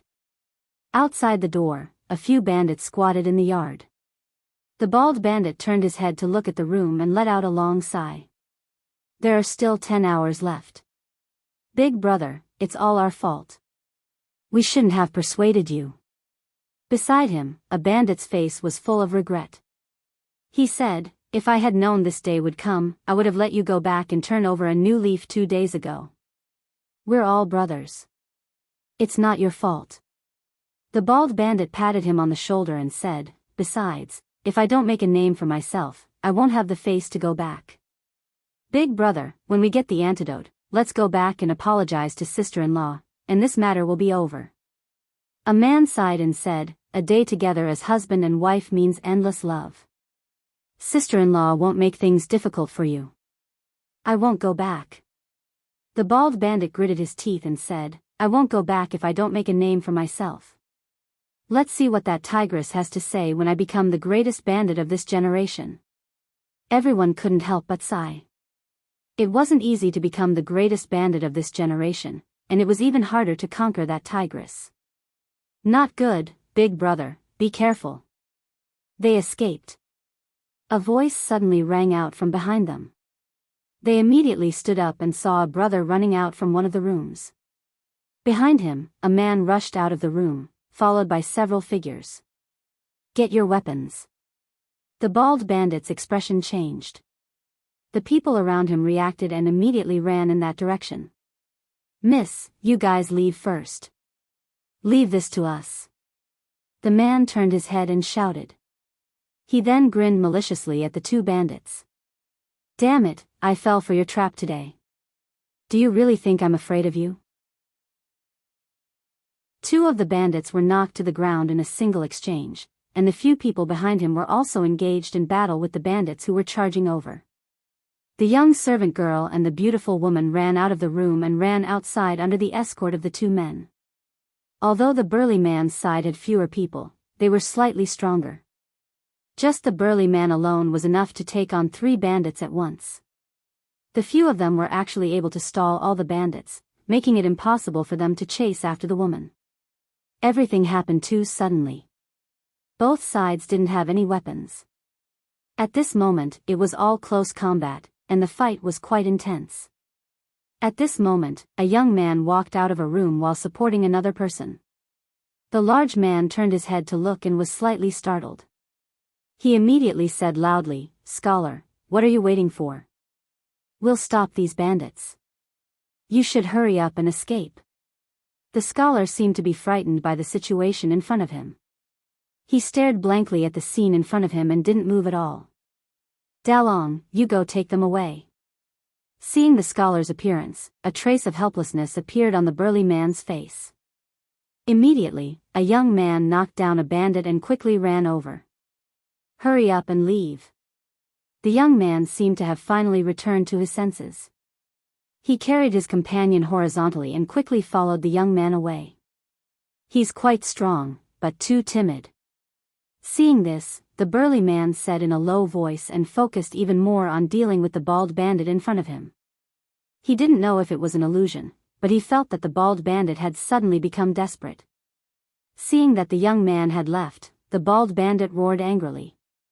He was both shocked and afraid. He really wanted to rush over and ask for the antidote back, but the burly man blocked him. His eyes suddenly widened, and with an angry roar, he pounced over again. The burly man's expression changed. At this moment, the bald bandit gave him a great deal of pressure. A quarter of an hour later. The burly man panted heavily, his whole body drenched in sweat. He looked at the bald bandit and said, "Isn't it just 1,000 taels of silver? We'll give it to you, all right? Get lost." The bald bandit spoke in a hoarse voice, then charged forward once more. Silver was important, but his life was even more important. Without the antidote, he would explode and die in 10 hours. "Do you really think I'm afraid of you?" the burly man said angrily. He gathered his remaining strength and punched out. It was already past midnight. Under the moonlight, two carriages sped along the mountain road. The young girl placed her hand on her chest and timidly asked, "Miss, do you think they'll be able to catch up?" The beautiful woman gritted her teeth and didn't speak. She glanced behind her and said, "Wait for them up ahead after we leave the forest. There's a village up ahead. Those bandits probably won't dare to follow us." Not long after, in front of a village, a man quickly ran into the village. Soon, there were many lights in the village, and the woman's expression finally relaxed. The young maid looked at the young man who came down from the other carriage and asked doubtfully, "Were you also kidnapped by those bandits?" "Yes." Li nodded and said, "Thank you very much." "You're welcome." The maidservant smiled sweetly. Now that they were out of danger, her heart was finally at ease. An old man walked over from the side and looked at Li. He asked, "Is the young lady in the carriage injured?" The maid was stunned and asked, "Grandpa Lin, there's only a young master in the carriage. Where did the young lady come from?" The old man smiled and patted her head lovingly. He didn't say anything. Li suddenly looked at the old man and asked, "Do you know medicine?" The young girl nodded quickly and said, "Of course. Grandpa Lin was the one who cured me when I caught a cold last time. Usually, if someone falls sick at home, there's no need to call for a doctor." After a while, the young maid looked behind her and turned to look at the woman. She asked, "Miss, is there really a young lady in the carriage?" The beautiful woman looked in that direction and a trace of doubt appeared on her face. However, it quickly disappeared and she looked in the direction where they came from. Next to the carriage, Li looked at the old man and asked anxiously, "Old man, how is she? This young lady should be a martial artist, right?" The old man stroked his beard and asked. Li nodded. "This young lady's internal organs have suffered serious injuries. It seems that she took a wrong turn when she was cultivating." The old man looked at him and said, "Although it is good to practice martial arts, one should not be too hasty. Fortunately, this young lady's physique is extraordinary. Otherwise, she would have lost her life long ago. Even so, if she wants to recover, she will need to rest for at least half a year." Li was slightly relieved. It was fine as long as her life was not in danger. At this moment, he could roughly guess when she was injured. He looked back and could only shake his head helplessly. At a certain time, the young maid suddenly shouted, "They're back." The man was at the front with a few people behind him. They were jogging towards the carriage. "How are you? Are you hurt?" "I'm fine." The man panted and shook his head. He said, that bald man, he's a madman. He doesn't care about his life. He chased after us with all his might. In the end, I knocked him out and we took the opportunity to retreat. The bandits didn't catch up." Chapter 661. What? You're saying that Taoist nun is the one who took Li away from the capital? The king of Shu stood up abruptly from his chair and asked, "Where is he now?" "I haven't seen Uncle Li. He should be hidden by them." Jiang Zian said guiltily, "I'm incompetent and failed to save Uncle Li from those people." "Where's Taoist nun?" the king of Shu asked again. "He disappeared last night," Jiang Zian said with his head down. "Find him." The king of Shu slammed the table and said, "Find him for me." A moment later, Jiang Zian walked out of the mansion of the king of Shu and let out a long sigh of relief. Although almost a night had passed, the feeling in his heart was still a little complicated. He waved his hand and said to a constable beside him, "Pass down my order. All government runners and civilians are to search every village. Report to me immediately if you find any news of those people." At this time, in a village not far from Yong County, dozens of figures were waiting respectfully outside a courtyard. In the courtyard, the man in purple bowed and said, "Lady, I've sent people to check the small bamboo forest mentioned by that man, but they didn't find the protector." The middle-aged Taoist nun leaned against the headboard, her hair slightly messy and her face pale.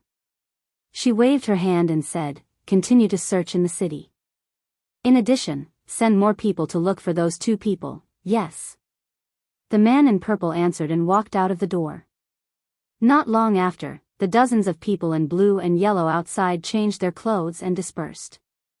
In a dry well in Yong County, the man surnamed Fong was pale. His acupoints had been sealed, so he couldn't run his genuine qi. He looked up at the sky at the mouth of the well with despair on his face. Outside Yong County, deep in a mountain forest, the bald man leaned against a tree with a dull expression. His eyes were lifeless, and he also looked up at the sky. How much time do I have? After an unknown period of time, his lips moved with difficulty. A bandit beside him looked at the sky and sighed, saying, less than an hour. The bald man put his hands behind his head and said, after today, you can go back. Big brother. The bald man waved his hand and said, go back and farm well. Although the days are a little hard, you won't starve to death. It's better than hanging your head on a belt. Half-step mental disorder with a smile. If I can't help but laugh later, give me a quick death. Then, dig a hole and bury me. Don't pile up dirt, don't erect a monument, don't do anything. A bitter smile appeared on the bald man's face. Bleeding from all 7 apertures and exploding to death. It's too unsightly, a bandit gritted his teeth and stood up, saying, Big brother, I'll go get the antidote. It's too late. The bald bandit waved his hand and said, go back and help me pass a message to your sister-in-law. Tell her that I don't regret marrying her in this life. It's all my fault. I shouldn't have advised Big brother. One of the bandits gritted his teeth, stood up, and slashed the tree with his sword. The one in front, do you see a young man with a girl? A voice came from behind. The bandit impatiently waved his hand and said, scram, scram, scram. I'm annoyed. What are you yelling for? I'll kill you if you yell again. Thump. As soon as he finished speaking, he suddenly felt a pain in the crook of his leg. His legs gave way and he knelt on the ground. What did you just say? An old man with messy hair walked up from behind and looked at him. The eyes of the bandits suddenly widened and they couldn't help but shiver. Senior. The fear in their hearts increased to the extreme. Thinking of the terrifying scene from a few days ago, a few of them immediately knelt on the ground.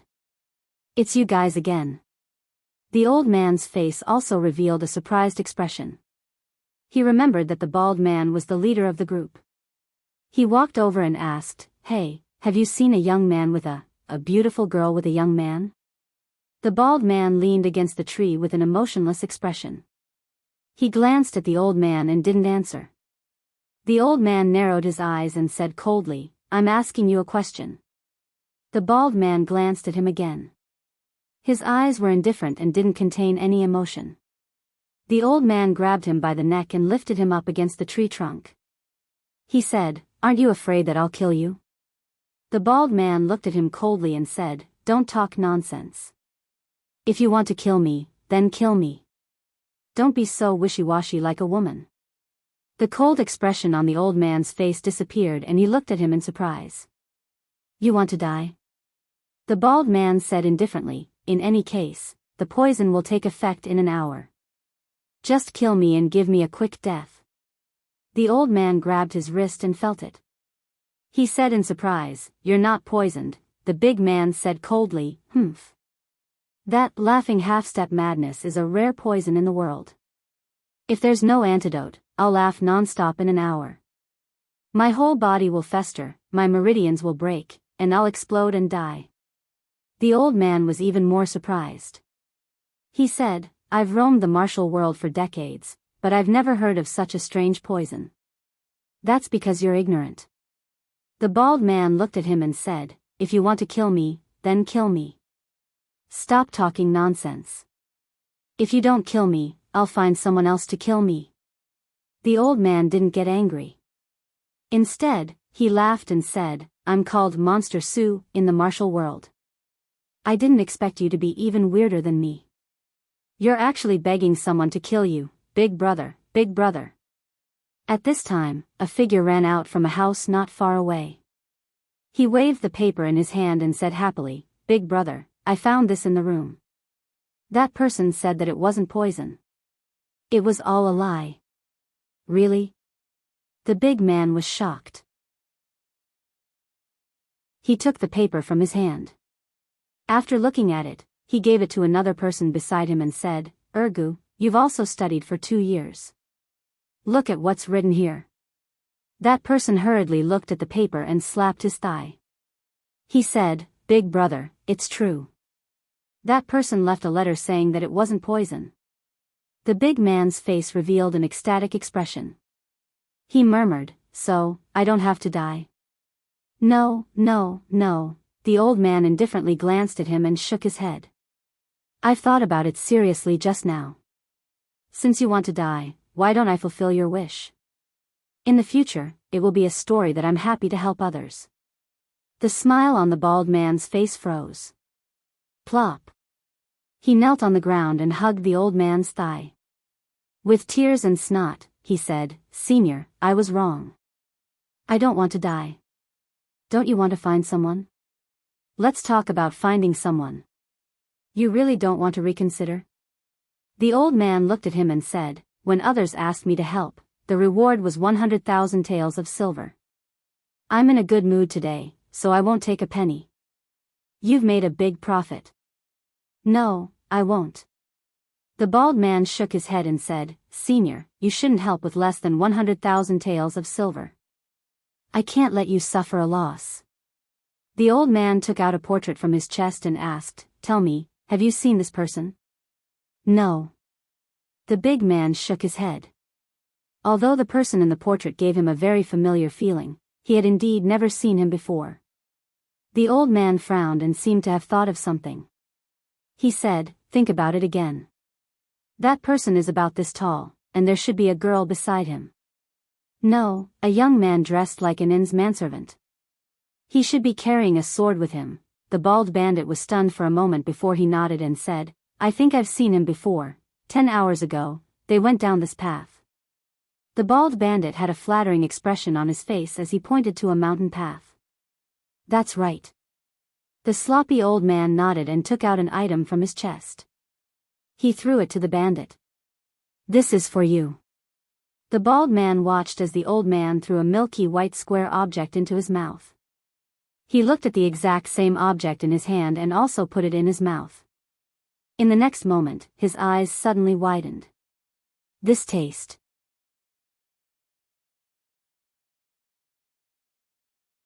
Chapter 662. Have a safe journey, Senior. On the mountain path, a dozen or so bandits stood in a neat row, bowing as they watched the sloppy old man leave. Only when his figure had completely disappeared did a bandit turn around and look at the bald man, saying, "Big brother, let's go back. We're not cut out to be bandits." The other bandits all agreed. Thinking back to the days they had spent as bandits, they hadn't even made a single deal and had almost lost their lives. Just thinking about it made them feel disheartened. The bald bandit patted him on the shoulder and said meaningfully, "Ergo, don't be discouraged when you encounter problems. Don't be afraid of failure. Since ancient times, which one of those who achieved great things has never experienced setbacks and tribulations?" The young bandit opened his mouth. "Big brother, I've decided." The bald bandit stood at the front of the mountain path and looked at the distant mountains. He pointed in a certain direction and said, "As a bandit, I won't be satisfied if I don't go there." He turned around to look at the crowd and said, "If you want to go back, then go back. Go back and live well. That's fine. We pledge our lives to follow Big Brother." A bandit half knelt on the ground and said loudly, "We pledge our lives to follow Big Brother. We pledge our lives to follow Big Brother." The dozen or so figures all knelt down, their voices resounding through the mountain path in unison. "You're a scholar. Why aren't you studying at home? What are you doing here in the wilderness?" Li Yi said with a laugh as he leaned against the carriage. The man rode beside him. "Reading 10,000 books is not as good as traveling 10,000 miles. Li Yi smiled and said, "It's always good to travel more." "Huh, you're a scholar after all. You speak exactly the same as my young miss." The man scratched his head and said, but it's the first time I've seen someone who can talk about eloping with a girl in such a reasonable way. Li Yi looked at the slowly moving caravan and did not reply this time. He had already learned the identity of these people through a few short conversations along the way. This was a caravan traveling between the Qi Kingdom and the Jing Kingdom. Although the Qi Kingdom and the Jing Kingdom were enemies, this did not affect the merchants much. They would take the goods of their own country to another country to sell, and then buy the scarce goods of their own country from the other country. Going back and forth, they could earn a lot of money. However, the distance between the two countries was long and there were countless dangers. Therefore, most of the caravans traveled in groups or attached themselves to some powerful large caravans. There were very few caravans that dared to travel alone with only a dozen people. A team led by a weak woman was even rarer. The carriage he was in was originally used to carry goods. Fortunately, there weren't many goods, so Mississippi Lu could rest inside. At this moment, the carriage was far away from Shuzhou. Mississippi Lu's current condition was not suitable for her to travel. When they arrived at the next state capital, she could contact the local brothel. After that, things would be much simpler. The man left for a while and came back with the horse. He asked, "My miss asked me to come and ask you where you are going? When we arrive at the next place where we can rest, let us down. Sorry for the trouble." "Ah, it's a small matter, a small matter." The man waved his hand and said, "Then I'll go and tell the Mississippi." Li Yi nodded. He lifted the curtain and looked inside. Mississippi Lu looked at him. "You're awake?" Mississippi Lu nodded. "Then I'll sleep for a while. Call me if there's anything." He was already very tired after fighting with those men in black last night and rushing all the way here. He leaned against the carriage and lost consciousness the next moment. Mississippi Lu put autumn water aside. Just as Li Yi was about to slide down, she moved her body to the side. She looked down at Li Yi, who was still frowning in his sleep. After a long time, she looked away and let out a long breath. Li Yi was woken up by a bump.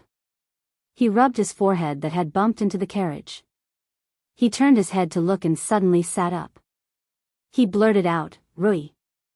The man lifted the curtain and said, "You're talking about that girl? The miss has invited her to the carriage in front." Li Yi rubbed his forehead again and asked, "Where are we now?" "You've only slept for less than an hour." The burly man said, "Look, that's the ferry in front. You should be from Jing country, right? When you reach the ferry, turn left and you'll reach Qin County, and turn right and you'll reach Yong County. It's closer to Qin County." Elder Lin said that this lady can't travel. "I'll help you hire a carriage." Li Yi was stunned for a moment as he listened to the burly man's incessant chatter. "Isn't this the carriage to the Jing Kingdom?" "No." The man shook his head and said, "We've just returned from the Jing Kingdom. After this ferry, we'll reach the Daqi Kingdom." Li Yi jumped down from the carriage and rubbed his head. He had actually taken the wrong carriage. He definitely couldn't go to Yong County. The king of Shu and the Taoist nun must be looking for them. Qin County. Qin County was just next to Yong County. With the friendship between him and the king of Shu, he would probably turn the entire Shu province upside down. Forget it, he should go to Qin County first. With the cover of the brothel there, it should be safer. There were many boats and carriages at the ferry. The guards were moving the goods from the carriages in front of them onto the boats. A few steps ahead, the woman was talking to Mississippi Lu. "Thank you for last night." Li Yi walked over and cupped his hands towards the beautiful woman. The woman nodded slightly and said, "It was just a coincidence." "You're welcome." Li Yi looked at Mississippi Lu and said, "We have to go." The woman turned around and said to the man and the others, "We should also get on the boat." "Hey, you guys, I'm talking to you guys." "Wait a minute, have you seen these two people?" A voice came from behind. Li Yi turned around and saw a group of soldiers stopping the passing carriages. The leader of the soldiers opened the curtains and carefully compared the few people with the portraits in his hand. Then, he waved his hand and said, "All right, you guys can go." Then, He turned around and pointed again, saying, "That carriage over there, stop." Ahem. Li Yi turned around and looked at the woman. He said, "Miss, I have a presumptuous request." The woman named Lin Wanru was startled. She looked at the young man in front of her and then looked at the woman in men's clothing.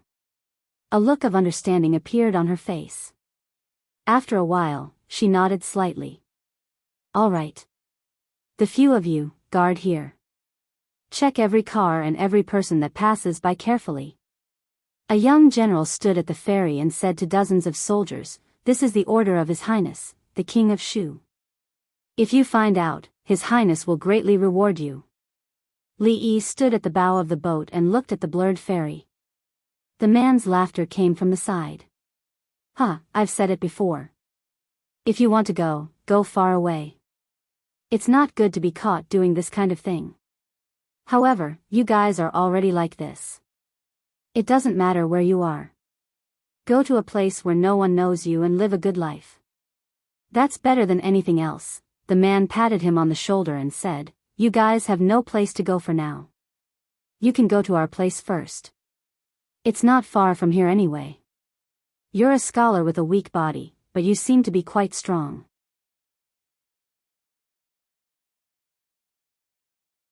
Chapter 663. Useless, all of you are useless. It's been 3 days and we haven't even found a shadow. What use do I have for you? In the King of Shu's mansion, the angry King of Shu flipped the table again. The local officials in Shu all lowered their heads and kept quiet out of fear. In all the counties of Shu, the bailiffs, civilians, and even the county lieutenant personally led people to patrol. However, not only the Taoist nun and the mayor of Chang'an, they didn't even see the shadows of those men in blue and yellow. Looking for 2 people in such a big place like Shu was like looking for a needle in a haystack. Moreover, it was already the next day when the order was issued. Perhaps they had already escaped from Shu. Where could they find them? Continue to search for them for I. If they are alive, I want to see them. If they are dead, I want to see their bodies. The King of Shu gritted his teeth and said word by word. "Yes, Your Majesty." The group of officials responded one after another and walked out dejectedly. Of course, they had to find them even if it was just for show. Otherwise, it would be hard to explain to the King of Shu. After all, the officials in Shu would have to rely on him in the future. In 3 days, the atmosphere in all the counties of Shu suddenly became tense. Soldiers could be seen patrolling the streets. Even in the remote deserted villages, there were civilians searching non-stop. The patrols were especially strict for unfamiliar foreigners. In a long-abandoned courtyard in Yongzhou City, a hand suddenly stretched out from the edge of the dry well in the courtyard.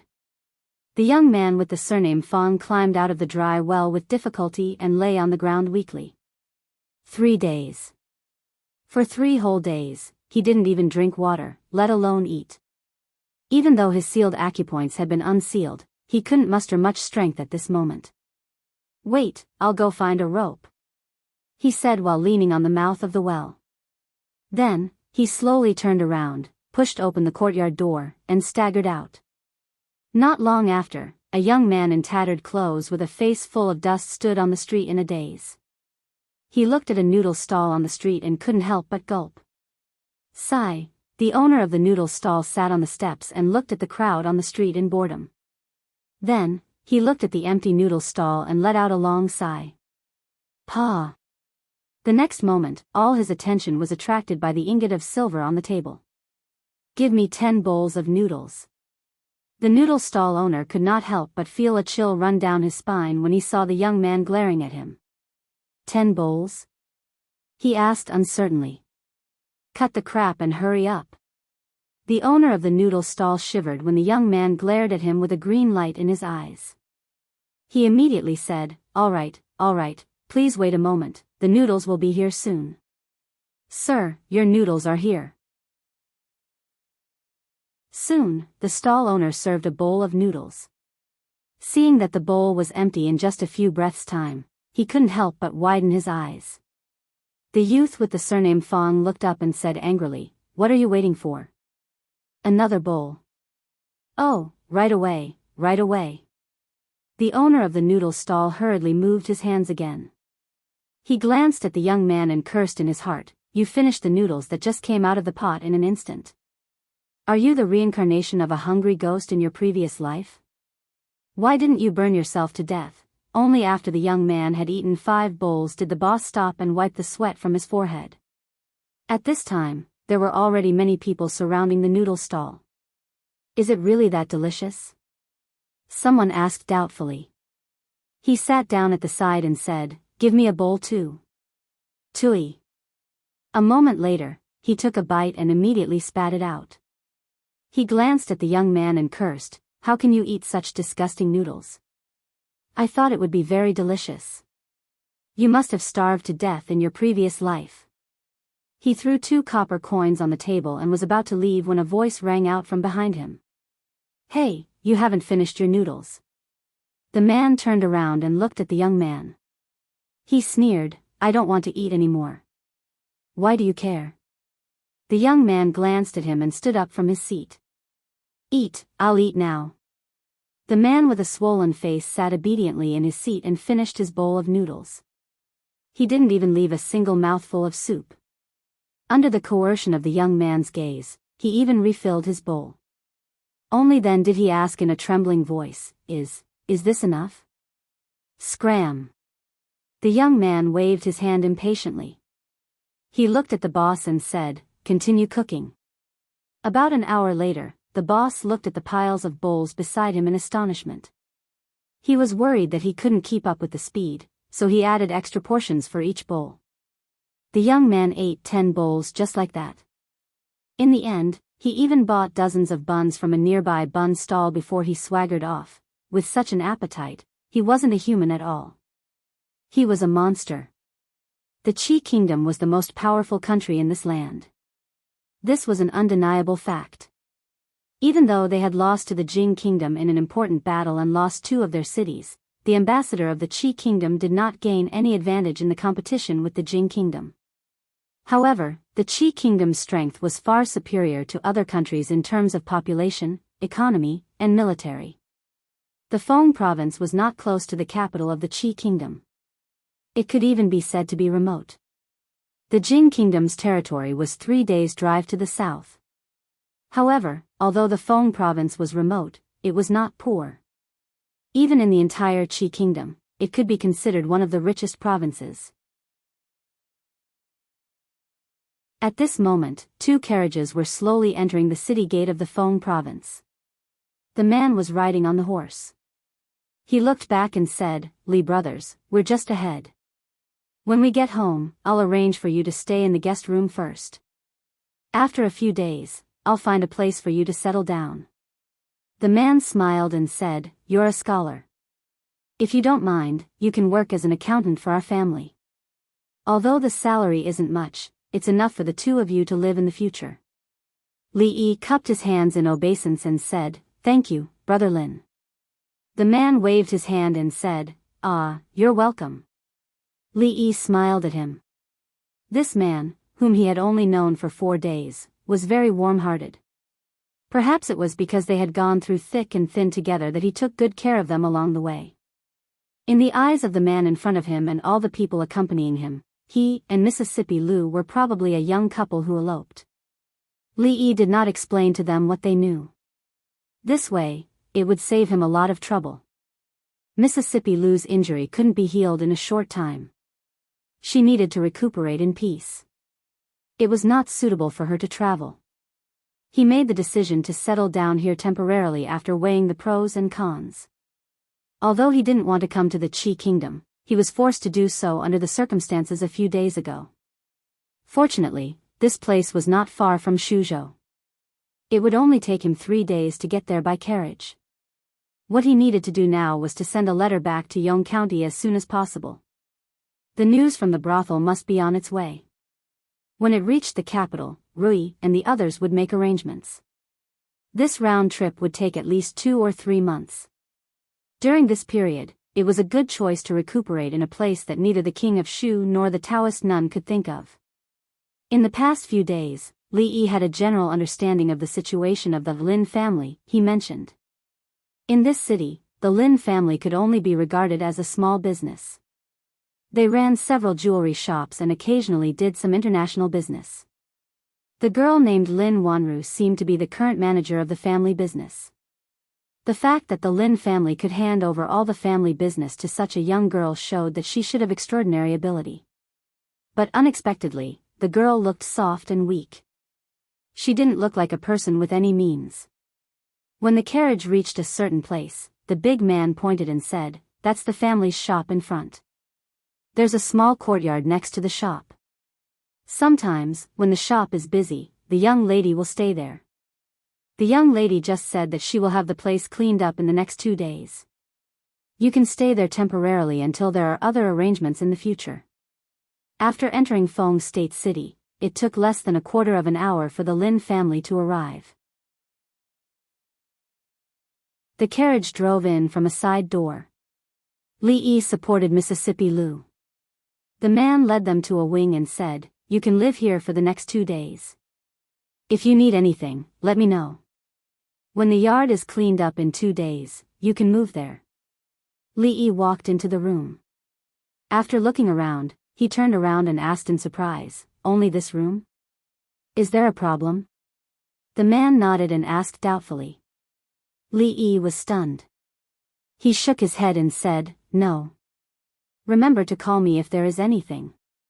When the man walked to the door, he turned back and said. After his figure disappeared, Li Yi supported Mississippi Lu to sit on the bed and said, "It's urgent. Let's make do for 2 days."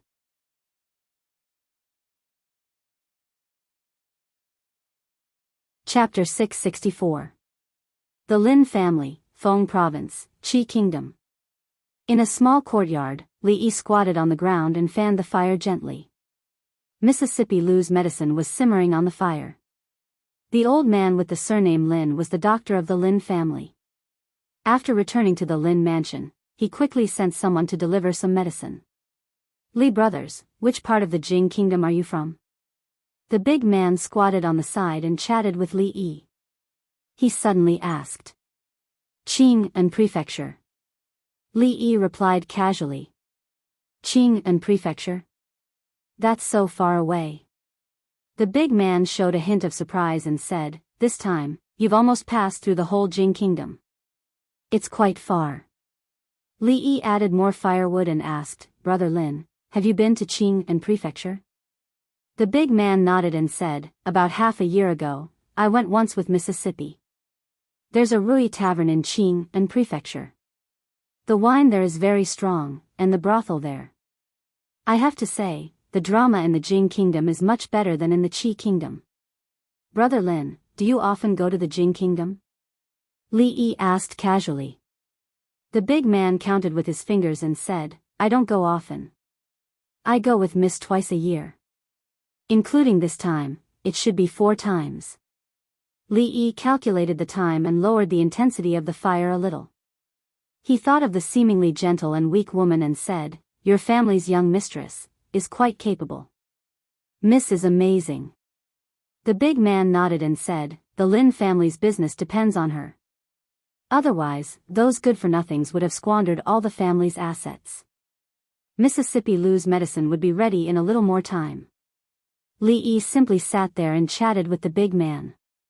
The content was, of course, about the Lin family and the situation in Feng Province. The situation of the Lin family was also strange. The second generation of the family was all present, but they handed over the business of the entire family to such a weak girl. Of course, part of the reason was that Miss Lin's father had died early, and the eldest branch was only left with a weak woman and an underage younger brother. More importantly, she did have some kind of extraordinary talent in business. Just from the respect and admiration in this man's words, one could tell a thing or two. As for Feng Province, it was located far away from the capital city of the Qi Kingdom and could be considered remote. However, its economic strength was not lagging behind at all. It was similar to how Qing and Prefecture felt in the Jing Kingdom. When he entered the city just now, Li Yi had also observed a little. In terms of prosperity, this place was at least 18 streets away from Shuzhou. Of course, the most important thing to him was another point. The more prosperous and affluent a place was, the less influence the Taoist nun had. Especially in such an important city, their so-called holy religion could not act unscrupulously.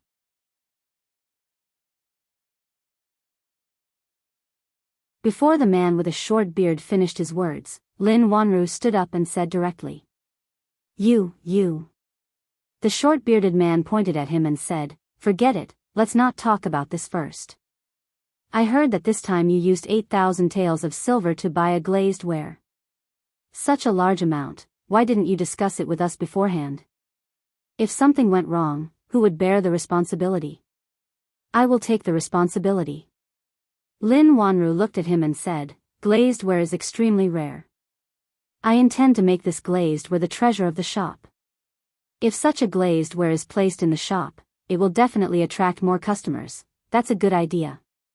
We can give it a try. If it doesn't work, we can also resell it.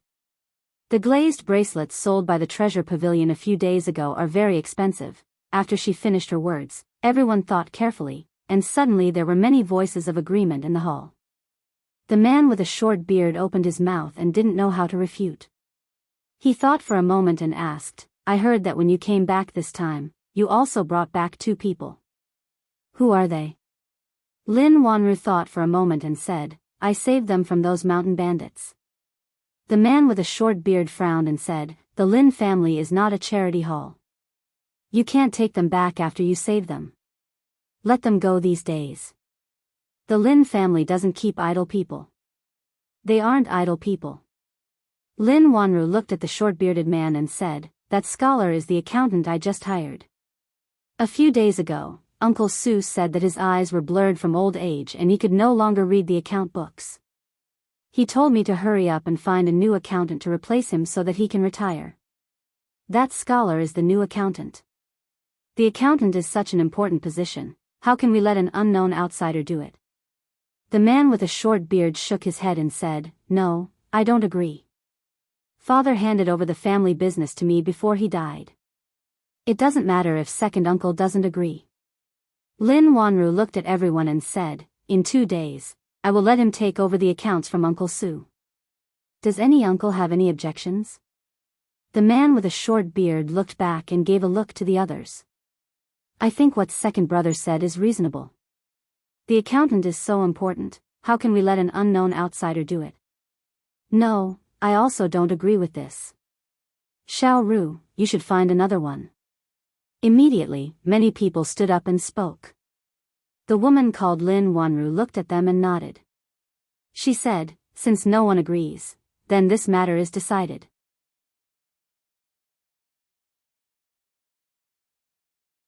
Chapter 665. Look at that, look at that. The short-bearded man pointed at Lin Wanru's back and said angrily, this girl is getting more and more outrageous. Does she still have any respect for us elders? It's already like this now. In a few years, when she gets married, the Lin family will no longer have the surname Lin. She has become more and more arbitrary in the past 2 years. If this goes on, the Lin family will become her own Lin family. After Lin Wanru left, the meeting room immediately became noisy under the leadership of the short-bearded man. All right, an old man sitting at the head of the table waved his hand, stood up and said, that's enough. It's not the first time you've seen her like this. You've been given the money every year. Just take the money honestly and don't meddle in the business affairs. The old man glanced at the crowd and slowly walked out with his hands behind his back. The short-bearded man's face alternated between red and white. After a moment, he waved his hand and said, in any case, I don't agree to let an outsider manage the accounts of the Lin family. I'd like to see what kind of person she brought back. After that, he snorted coldly, flicked his sleeves and left. In the small courtyard, the woman named Lin Wanru put 2 thick account books on the stone table and said, it's not a problem to let you stay in the Lin family for a while, but there must be a reason. Otherwise, there will be some trouble. I'll leave these 2 account books with you. If anyone asks, tell them that you're my new accountant. If you have any other plans in the future, you can leave at any time. Lee nodded and said, "Thank you, Miss Lin." "Don't thank me." Lin Wanru looked into the room and said, "Although you are a scholar, but since you have come this far, you should put away that weak scholar act and act like a man. In the future, when you two live and start a family, it won't be as simple as studying. A woman can do this for you, I hope you won't let her down." After saying this, she turned around and left. Lee stood there in a daze, his expression somewhat blank. The man walked over and patted him on the shoulder, saying, "Mrs. Ant ran away with a scholar despite her family's objections. Later, the scholar had a new lover, and then, that young lady's ending wasn't very good," the man sighed and said. "He passed away less than 2 years after returning to the Fu. Young Miss used to be closest to him, so she has always had prejudice against scholars." Li Yi's face was filled with astonishment. He never thought that Miss Lin would have such an experience.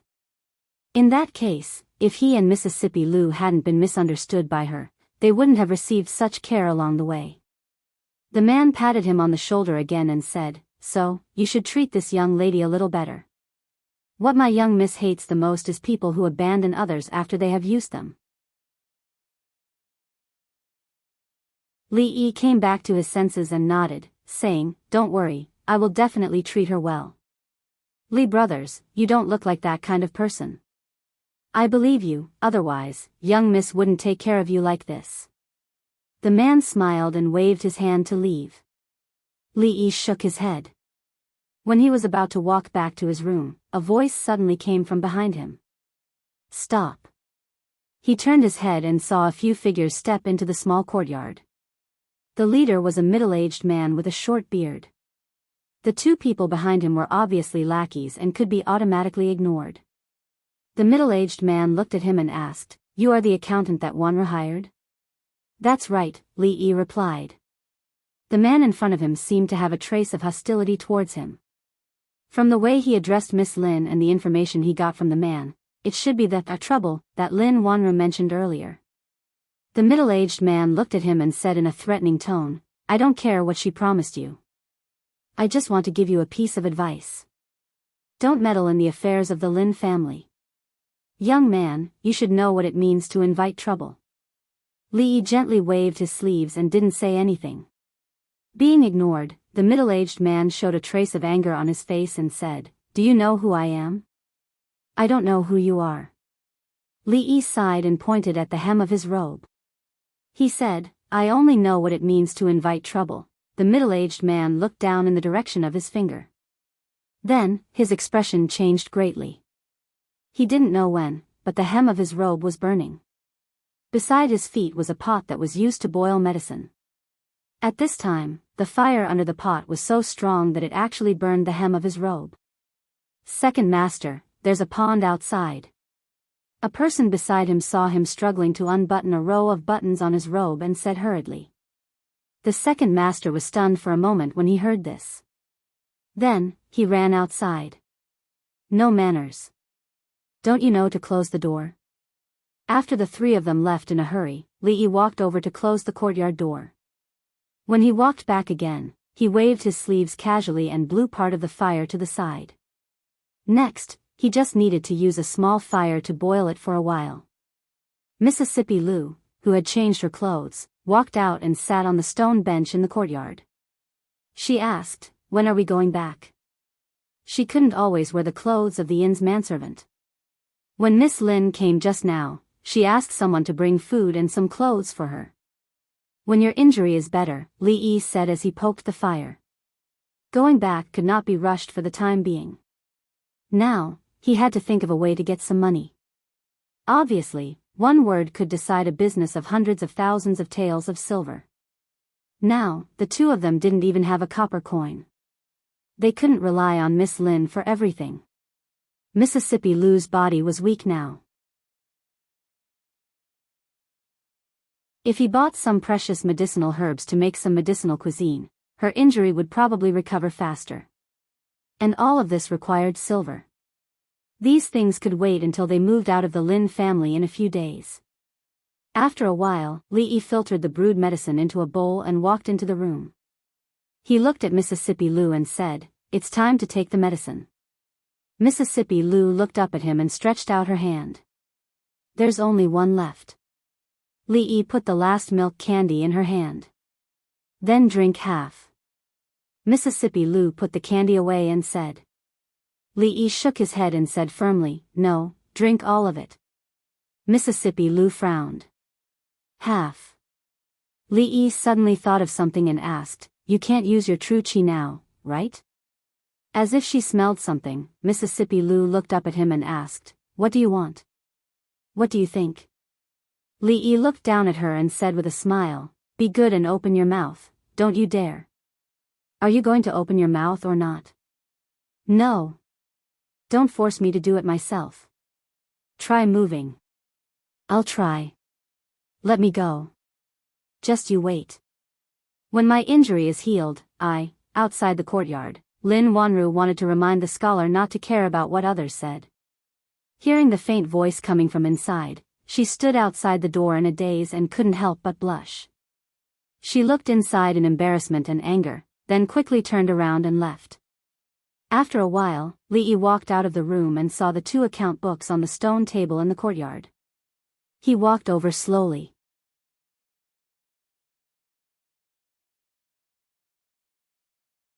Chapter 666. In June of the first year of Jinghe, from the moment he saw Mississippi Lou on the horse for the first time, he had lost countless confrontations with Mississippi Lou. It was the first time that Lee was in an absolute advantage. Finally, he could hold his head high and sing like a surf. Even his mood inexplicably became better. He picked up the 2 account books and casually flipped through them. He usually asked others to check the accounts. He had never experienced the feeling of being an accountant. He shook his head and turned into the room. In the room, Mississippi Lou sat on the bed and looked at him coldly with eyes as sharp as swords. Anyway, she couldn't beat him now. Maybe when she recovered, she wouldn't be able to beat him anymore. Thinking about it, he was a little expectant. Sitting at the table, he opened the 2 account books and read them carefully. Achoo! Somewhere in the Lin mansion, a short-bearded man wrapped in a quilt sat on the bed and sneezed fiercely. Yesterday, his clothes caught fire and he jumped into the pond in the mansion in a hurry. Although he wasn't burned, he felt dizzy the next morning. The doctor said that he had caught a cold and had to stay at home to recuperate these days. This caused his dissatisfaction towards the new accountant in the manor to almost reach its peak. A young man stood in front of the bed and said with a frown, Father, Big Sister is too much. She simply treats the Lin family as her own. This can't go on. I only asked her for 100 taels of silver today, but she didn't give it to me.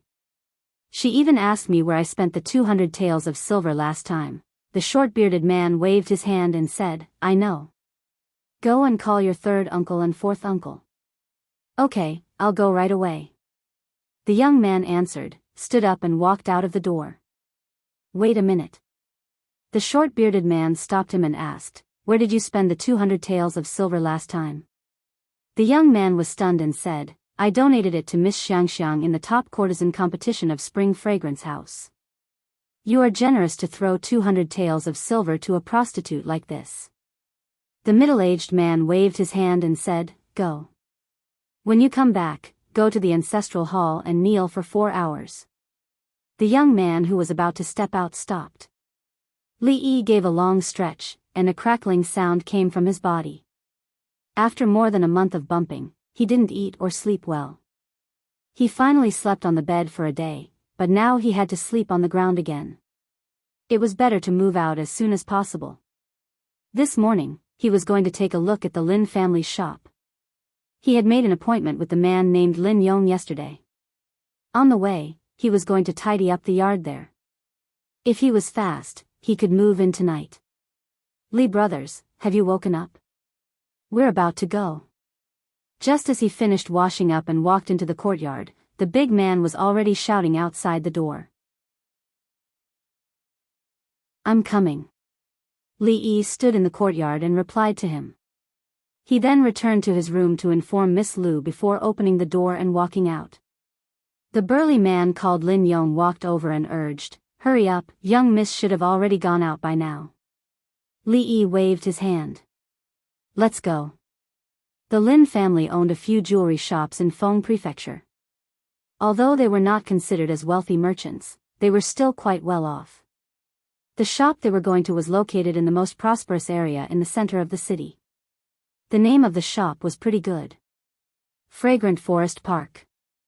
The name of this jewelry shop was very unique. When a scholar was tired of studying and wanted to relax, he would walk on the street and look up, and coincidentally see such an attractive brothel. Therefore, he happily entered the shop, but because he touched a female employee's hand, he was surrounded by people. He couldn't escape the crime of taking liberties with a woman. Helpless, he could only spend 100 taels of silver in the shop to settle the matter. Otherwise, he would be reported to the authorities. Unfortunately, there were only male employees in the shop. It was obvious that Miss Lin had not thought of such a good way to make money. These are all valuable things. You guys move slowly. Put this down, I'll do it. The man in front directed the workers to unload the goods from the carriage. Among them, there were many goods that were transported from the Jing Kingdom. Although the Jing Kingdom lagged behind the Qi Kingdom in many aspects in terms of economy and military, it was far ahead in terms of fashion. It was the target of pursuit by all the neighboring countries, including the Qi Kingdom. Ruidu, perfume, soap, and women's bras were popular in the Jing Kingdom. They were also very popular in the Qi Kingdom. Many merchants had shipped these goods from the Jing Kingdom to the Qi Kingdom and made a fortune. If the old emperor saw this scene, he would be very pleased. In some aspects, the Jing Kingdom had subtly influenced many neighboring countries. Put this in the most conspicuous place. Be careful. This horse is worth 8,000 taels of silver. If it's damaged, you won't be able to pay for it even if you sell yourself. Li Yi saw the man take out an item from the box and put it in a place where he could see it as soon as he stepped into the shop. He couldn't help but be stunned. After a while, he slowly walked over and asked the woman, Miss Lin, did you also buy this horse from the Jing Kingdom? Lin Wanru glanced at her and said lightly, this is called Flying Swallow Horse. Of course, Li Yi knew this horse was called Flying Swallow Horse. The 4 words on the pedestal were made by him. This Miss Lin treated him and Mississippi Lu well. Li Yi really felt bad for letting her spend 8,000 taels of silver to buy such a thing. Her situation in the Lin mansion was not very good. If she really sold Liolia's glass, wouldn't she be blamed by those people? As a person who knew how to repay kindness, he would remind her to change hands as soon as possible if there was a chance in the future. Otherwise, he would feel even worse. However, this Miss Lin didn't seem to be in a good mood now. There was still a long way to go. It wouldn't hurt to tell her in a few days. That girl is still injured. Hearing her sudden words, Li Yi turned his head in confusion. He didn't know why she suddenly said this. Lin Wanru glanced at him. Her expression was slightly abnormal. She said, during this period, you'd better control yourself. Control? Control what? Li Yi asked doubtfully. This time, Lin Wanru didn't answer. She directly turned her head and left. Inexplicable. Watching her leave in a hurry, Li Yi shook his head. He walked over and asked the man, Brother Lin, where is the nearest pawn shop? Pawn shop? A trace of doubt appeared on the man's face. He asked, why do you ask about the pawn shop? If you don't have money, just tell me. You can take some from me first. Li Yi shook his head and said, I happen to have some useless things on me. I want to pawn them. Okay. The burly man nodded, pointed in a certain direction, and said, the pawn shop is quite far from here. Walk forward from here. Do you see that cloud? Walk to the bottom of that cloud, turn right into a street, and then turn left. You still have to walk for about 2 more streets, and then, the man scratched his head and said, I only remember this much. When you get there, you can find someone to ask. Li Yi was proud of his sense of direction to be able to find this pawn shop with such an unreliable way. He looked at the 2 big words, pawn shop, erected at the door of the shop and walked in.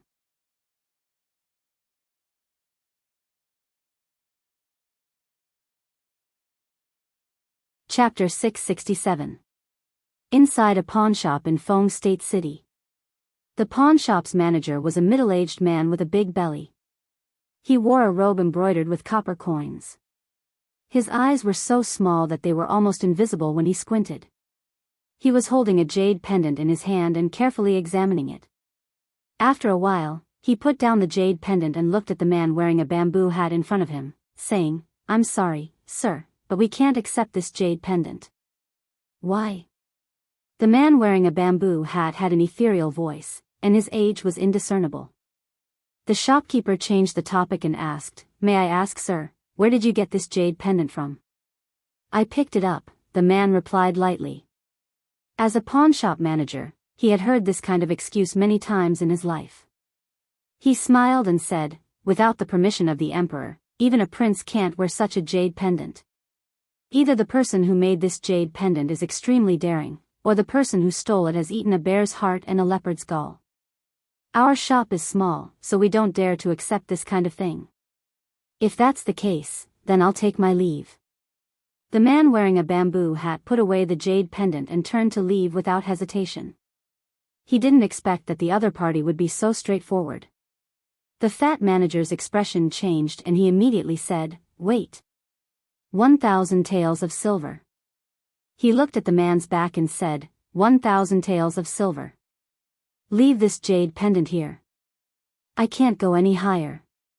Let me tell you the truth, no one in Feng State City would dare to accept this jade pendant except for me. The quality of this jade pendant was the best. It was shaped like a 5-clawed golden dragon that only emperors could have. Of course, this didn't mean that this kind of jade pendant only appeared in the royal family. Some officials who had great merits or were extremely favored would often be rewarded by the emperor. They would be able to own some royal items, but these things were treated as family heirlooms and rarely leaked out. Because of this, the value of these items was extremely high. Although they couldn't be sold openly, there was actually a market for them secretly. The manager walked to the door and closed it. He then slowly said, "How about it? Do you want to consider it?" After a quarter of an hour, a man wearing a bamboo hat came out of a pawnshop in Feng State City with a bag in his hand. 1,000 taels of silver sounded like a lot, but it wasn't heavy at all. In the future, it would only be about 60 pounds. Buying medicinal herbs and other things required a lot of silver. The most valuable things they had were Mississippi Lou's autumn water and the jade pendant hanging on it. Mississippi Lou wouldn't sell the jade pendant even if she was beaten to death. He forgot when she had asked for that jade pendant from him. A dragon-shaped jade pendant was rarely seen. It was probably given by the old emperor. He didn't expect that it would come. As for the bamboo hat on his head, he had just bought it on the street. He had even borrowed a few taels of silver from the burly man surnamed Lin. Although no one here knew him, it was better to be vigilant just to be on the safe side. After all, he had a bamboo hat, and a middle-aged man. Bai, and Li, and He Ling. On his way here, he passed by a medicine shop and wanted to buy some useful medicinal ingredients. Li Yi took a few steps and suddenly stopped. He turned his head to look and saw 2 shadows flashing into the alley. Li Yi didn't stop and continued forward. "Big brother, that man just came out of the pawn shop. His bag was bulging. He must have pawned something good. He's alone. Let's follow him. We might be able to kill a fat sheep this time. Contact third brother. We have a job." Whispers could be heard coming from a small alley somewhere. After an hour, Li Yi came out of a pharmacy. He looked back and shook his head. How was this buying medicine? This was robbery. 1,000 taels of silver was gone in an instant. All he got was a small bag of medicinal herbs. It seemed that the difficulty of seeing a doctor and buying medicine had been like this since ancient times. He stood at the entrance of the pharmacy and looked in a certain direction. After walking for a short distance, he turned and walked into another alley. Chance. In the crowd, several people's faces lit up, and they quickly walked towards the small alley. Where is he? After a while, they looked at the dead end in front of them. They looked like they had seen a ghost. They clearly saw the man wearing the bamboo hat walk in here. How did he suddenly disappear? Could it be that he flew into the sky? Just as this thought appeared, a black shadow suddenly appeared in front of them. Li Yi jumped down from the wall and knocked out 3 people. He stood at the entrance of the alley and asked the last person, "Who sent you? Where is the Empress?" What Empress?" The last man's face was pale and cold sweat dripped from his forehead. "It's good that you don't know her." Li Yi walked over and knocked him out. He walked out of the alley. Halfway out, he turned back. He searched the waists of the 4 people and took out a few money bags. This was a critical time. It was time to pick up his old profession. His family is quite well off. He collected the dozens of taels of silver and walked out of the alley. At the same time, 2 streets away, another young man stepped into Fragrant Forest Park. "Greetings, young Master Bai."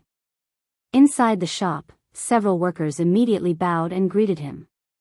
In a corner of the shop, the man surnamed Lin curled his lips and said, "That Bai guy, why is he here again?" The young man smiled and asked, "Is Wanru in the shop?" A worker immediately said, "Miss is in the back."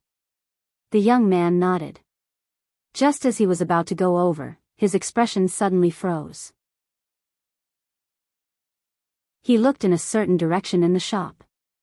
"This is, horse stepping on swallow, colored glaze?" The young man's face revealed a surprised expression.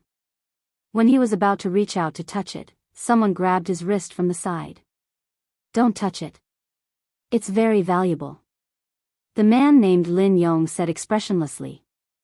The young man showed an apologetic expression and said, "Sorry, it's the first time I've seen such a perfect colored glaze. I couldn't help myself." His eyes stayed on the colored glaze for a while. Seeing a figure walk out from the back, he hurriedly walked over and said with concern, "Wanru, I heard that you encountered bandits on your way back. How are you? Are you hurt?" A guilty expression appeared on the young man's face. "If I knew this would happen, I wouldn't have let you go. It's all my fault." Lin Wanru took a step back and said, "Thank you for your concern, Brother Bai. I'm fine. As long as you're fine." The young man nodded, then a smile appeared on his face as he said, "Yesterday, I happened to get a piece of Zhao Xuan's calligraphy. I don't know much about poetry, but I know Wanru likes it, so I specially brought it over today as an apology." He waved his hand. Immediately, someone behind him took out a scroll of painting and unfolded it on the table beside him. Light perspiration slightly penetrates the jade, bathing fragrant orchids during the Ming Dynasty's Dragon Boat Festival. Fragrance blossoms fill the clear river. Colorful threads lightly wrap around red jade arms. Small talismans hang diagonally from green clouds. Beautiful people meet for 1,000 years. The handwriting on it was elegant, like moving clouds and flowing water. It was an excellent piece of semi-cursive writing. Zhao Xuan was the #1 poet in the Qi kingdom. Although he was young, he was very talented in poetry. Even those who did not know poetry would have heard of his reputation. The young man explained, "This poem is called Huanxi Sha Duanwu. It is said that when Zhao Xuan was competing with the #1 scholar in the Jing kingdom, the scholar wrote it. After Zhao Xuan returned to the Jing kingdom, he admired the scholar very much. He even imitated the scholar's handwriting many times. This is one of his imitations. Therefore, the style of his handwriting is different from his usual style." Lin Wanru looked at the words. A strange look appeared in her eyes, but she quickly hid it. She shook her head and said, "This is too valuable. I can't accept it." Zhao Xuan was very famous in the Qi kingdom. Not only was he famous for his poetry, but his calligraphy had also reached the peak. However, Zhao Xuan treasured his calligraphy very much. Other than a few pieces, he rarely let them out. Because of this, his calligraphy had always been very valuable. It was said that each word was worth 1,000 taels of gold. The young man smiled and said, "Wanru, you don't have to decline." If this is left with me, it would be the real Emmingsu casting herself in the dark. The man named Lin Yong stood at the side. He touched his chin and said, I don't think there's anything good about this. It can't be fake, right? A servant behind the young man said angrily, You fool, do you think you can understand Lord Zhao's words? I don't understand. Do you? The big man glanced at him and casually pulled over a young man who had just walked into the shop. He asked, Li brothers, they said this was written by Zhao Xuan. You are a scholar. Come and take a look. Is this calligraphy good? Li Yi put down the bag and glanced at it. He said, It's fake.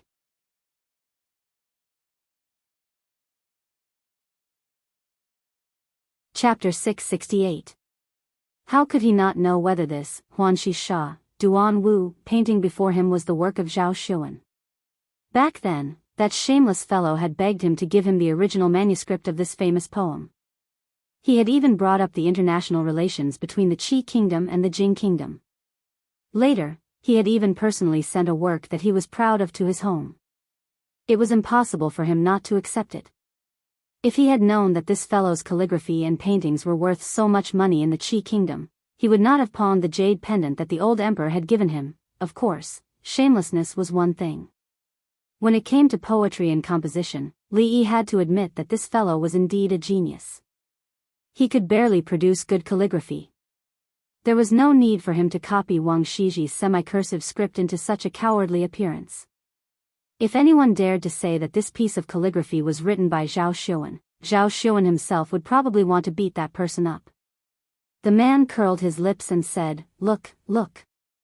Even the Li brothers are saying that your calligraphy is fake.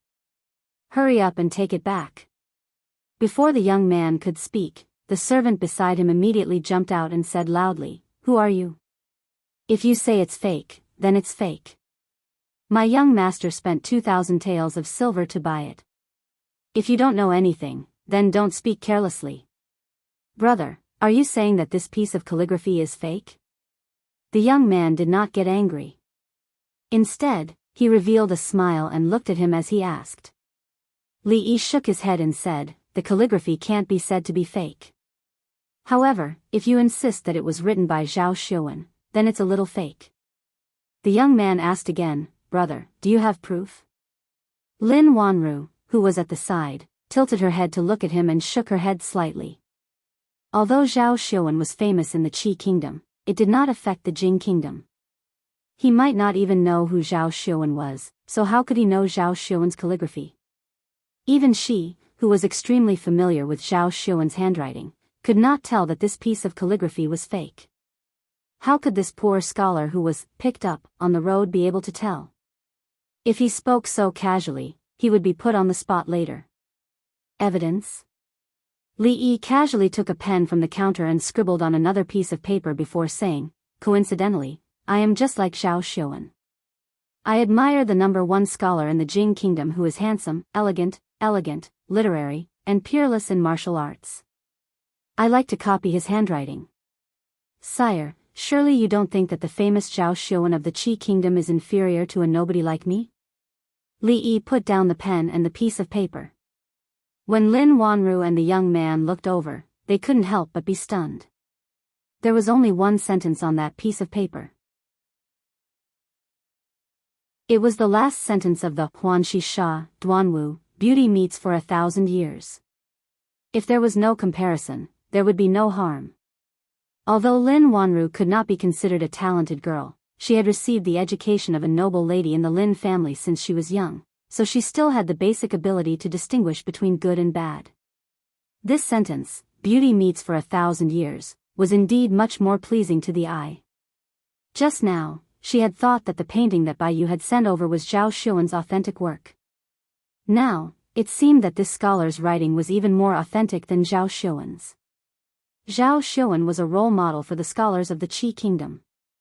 Naturally, he would not be defeated so easily by a scholar he had picked up from the streets. The only explanation was that this was not Zhao Xuan's authentic work. The youth surnamed Bai's face alternated between green and red. After a while, he sighed and cupped his hands towards Li Yi, saying, it was this Bai's poor eyesight that allowed me to be deceived by others. Thank you for the reminder, brother. I am Bai Yu, may I know your name? Li Yi cupped his hands and said, Brother Bai is too polite. Just call me Li Xian. Wanru, I am truly sorry. It was all my negligence. The young man nodded at him. Then, he looked at Lin Wanru and said apologetically, I still have some matters to attend to. I will take my leave first. The young man came quickly and left just as quickly. Of course, before he left, he took the authentic work of Zhao Xiuwen with him. It was no wonder that this Miss Lin was not interested in him at all. He did not care at all when it came to picking up girls. He either did not give her a gift or gave her a fake one. Most importantly, he was exposed in front of her. For someone like this to be able to pick up girls, he must be very rich. The man asked with a gossipy expression, Li brothers, you said earlier that the number one scholar of the Jing kingdom was handsome, elegant, literary, and unparalleled in martial arts. Is that true or false? Isn't he a scholar? How could he be unparalleled in martial arts? Li Yi looked at him and said, do you know that he is well versed in both literature and martial arts? In the Jing kingdom, the name, deadly scholar, can stop children from crying at night. Which martial artist in the martial arts world would not tremble upon hearing it?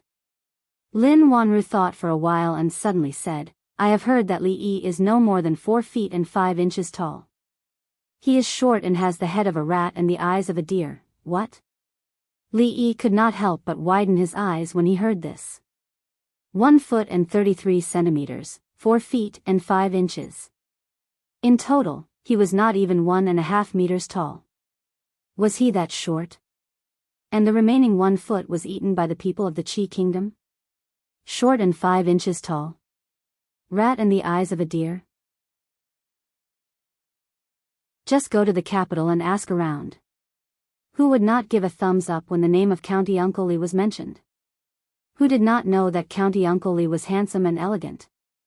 He was the object of love for countless girls in the capital, regardless of gender and age. Slander, this was a shameful slander. He said with some embarrassment and anger, who said this? That is what people say. Lin Wanru put away the piece of paper and said, however, you are from the Jing kingdom, so you should have seen the number one scholar. It seems that the rumors are wrong. Li Yi agreed with her words and said, wrong. It is not just wrong, it is a big mistake. The man nodded and said, I think so too. No matter what, he is the number one scholar. He must be much better than Bai Yu, that pretty boy. You are right. County Uncle Li is naturally not comparable to those pretty boys. Li Yi nodded and said. The man looked at him with a strange look and said, aren't you scholars all pretty boys? Young master, that guy dared to deceive us with a fake. Report him to the authorities immediately. On the street, a servant behind the young man said angrily while gritting his teeth. You don't have to worry about this. The young man stopped in his tracks and turned around to say, find out the background of that Li Xian and his relationship with Wanru. Yes, young master. The servant was stunned for a moment and immediately replied.